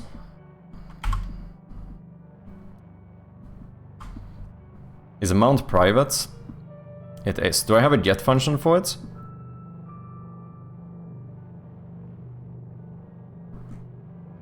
Update amount, remove, blah blah blah.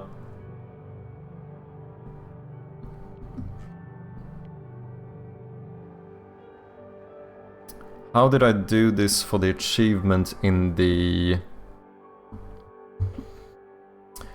demo? Update amount. Oh wait, I pause in.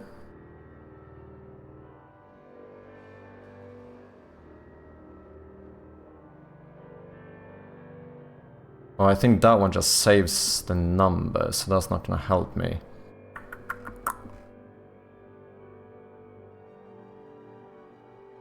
Private int amount. Okay. Yeah, just didn't I do this? Collectible item event. Item int amount. So I could also just listen to this and keep adding one, but that feels less fancy. So what I'm gonna do is that I'm gonna make a public int called getAmount, where we return amount. So now in here we can say if the inventory item is not null, then I'd like to get amount. If it is null, then set it to 0.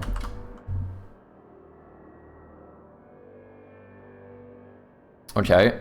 Get amount of collectibles, and then in the save manager, get amount of collectibles. That is now going to return a integer. So do I even need a function for this then?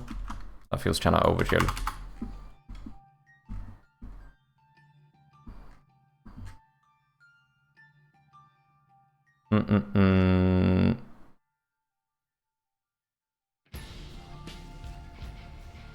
And I am gonna have to save this elsewhere, which means I need a actual easysave3.save collectibles, and then I pass this in. I think it is fine to pass these in as is. I don't think I need to do it outside of the function. Then in the save slot,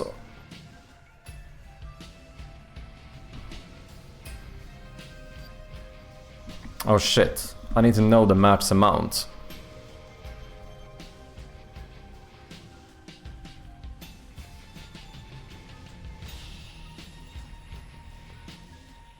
I could just hard code it. Yeah, fuck it. Collectibles text should be set to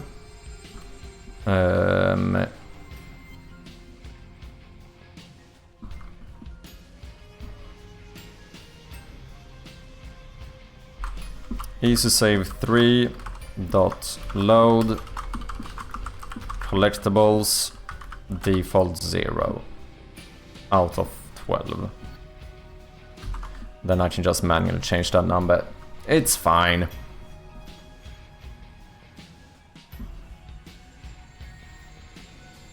Just have to make sure to set it correctly once we actually implement this.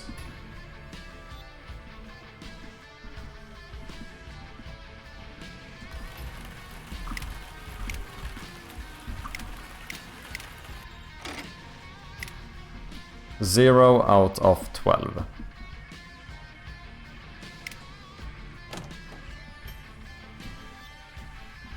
Okay, so loading is still not gonna work properly.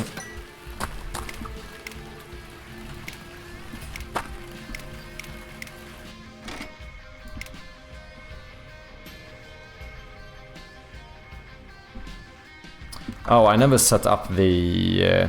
I know why I did. You need to go in here, UI managers, collectible item, should be this one.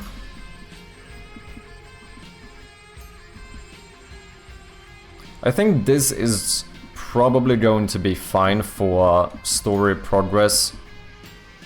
Oh yeah, now I'm trying to load it. For the story progress as well as for the collectible items. And then we'll see, it's possible that we would have to do something more fancy for the... if I keep the completion.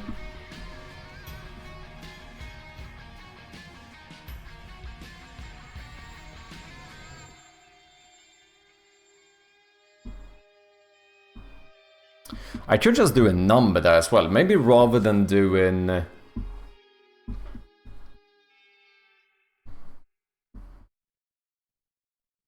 the trophy, as in like full completion. I could maybe do a question mark or something, as in secrets, and then just keep a amount of secrets in the game. Maybe.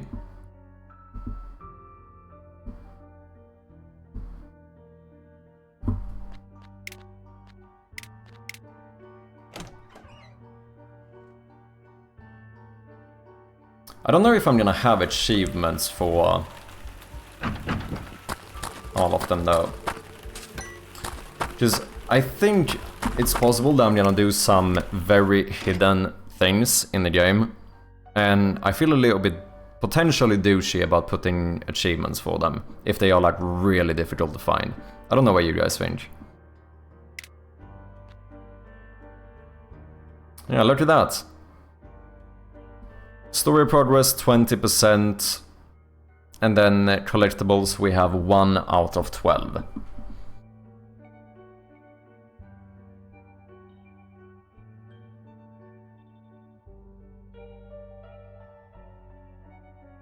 I guess I could save this as a string as well and pass in the max amount when you save.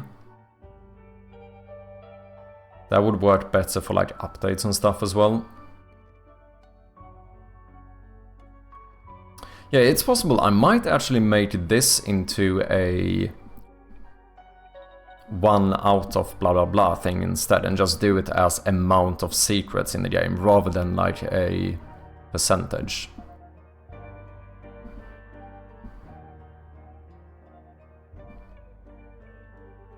I think yes, because I'm doing it.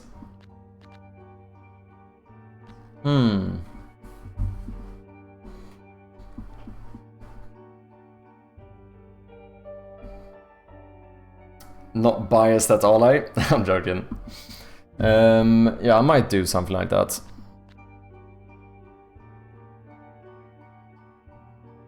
Also tricky though, like what constitutes as a secret, etc.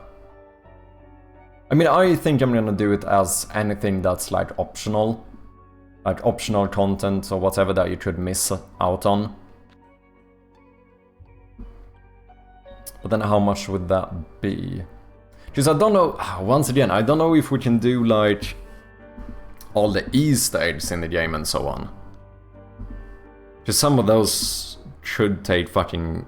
there are certain Easter eggs that are going to be incredibly difficult to find.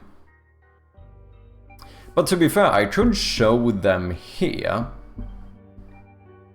but just not lock or not have an achievement for them. Because there is something, if something is like incredibly difficult to do or to find or whatever, it feels a little bit douchey to put an achievement for it. Like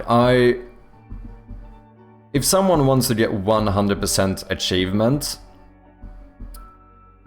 I do want them to have to, like, put a little bit effort in. Because I don't like when games give you 100% achievement just for playing the game, like any percent, if you know what I mean.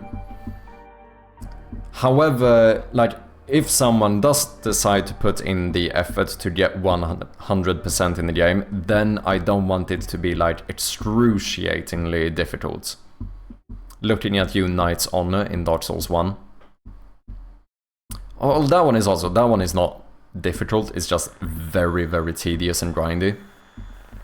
Like, I have nodes that will be hard to find in secret rooms, etc., and those will be hidden achievements.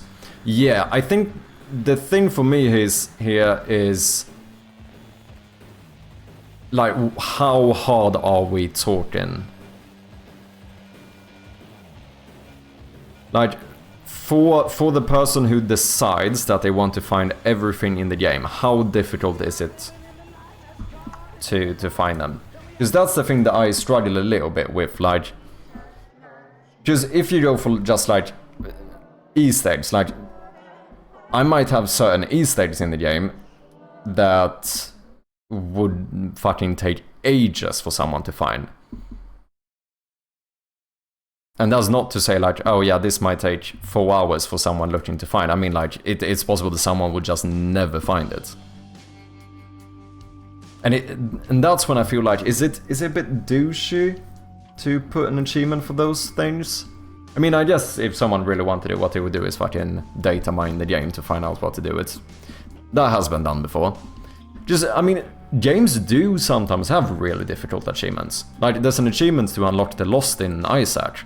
And I don't know, like, I don't think a lot of people unlock that one, like, naturally by themselves. I feel like most people probably looked up how to unlock that one.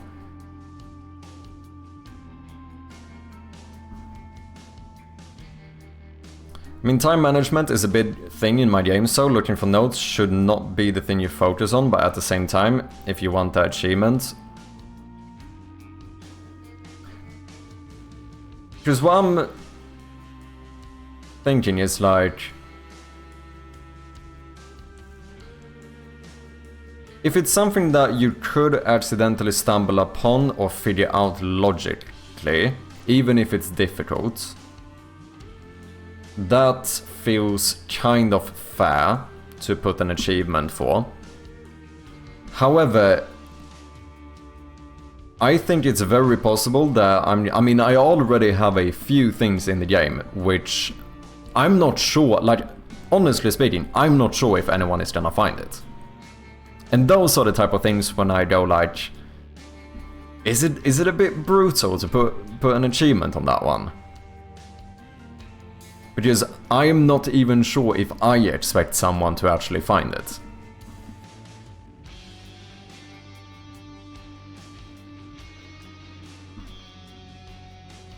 Yeah, I don't know. It's a difficult thing. I do something like that. There's a hidden mechanic in my game to put out candles, and that is going in as an achievement.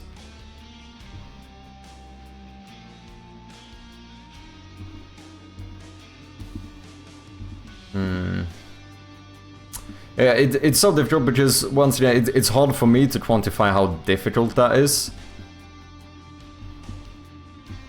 Like, it's a hidden mechanic. I assume it's not just, like, clicking the light to turn it out then. Like, there's something, you have to do something special to put out channels, is that it? Or do you need to just, or is it that they are hidden and you have to find the channels?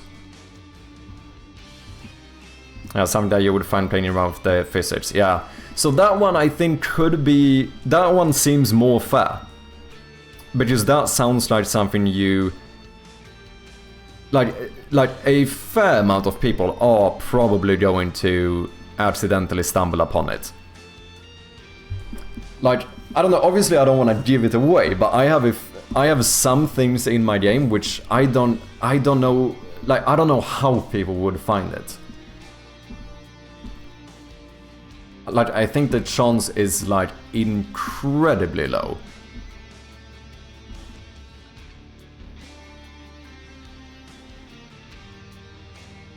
Yeah, I think I'm gonna do I'm definitely going to have like optional achievements or whatever, and I'm gonna have some hidden ones. But I think the like super secrets or whatever we're gonna call them, I'm not entirely sure if I'm gonna have achievements for. Like I do feel like if someone goes in with the mindset that they want to get 100% achievements in this game, then I want that to be like reasonably viable.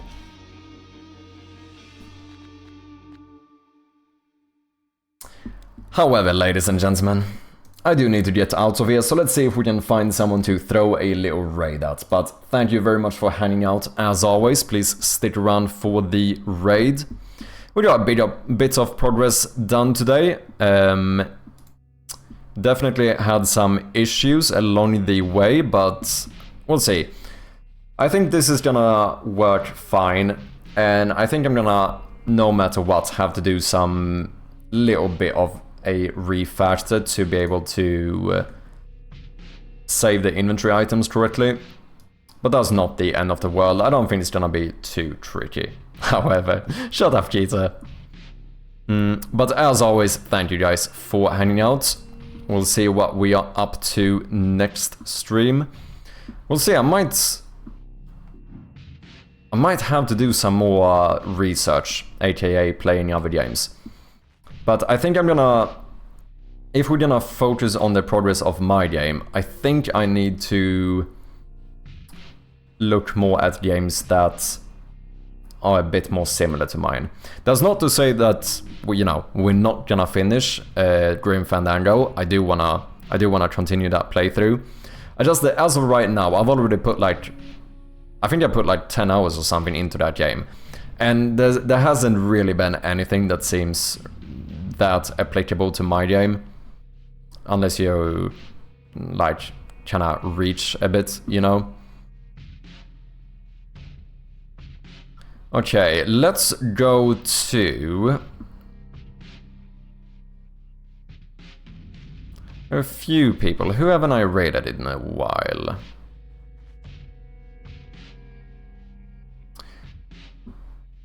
Do I have Bits Jamie and Automate James on? I think it was a while I raided them. Let's go to Automate Games. Deja Vu, same devs as Shadowgate, more modern theme. I think, is that really old? Because I think I might have listened to a podcast talking about that one. If it's the one where you have like amnesia or whatever.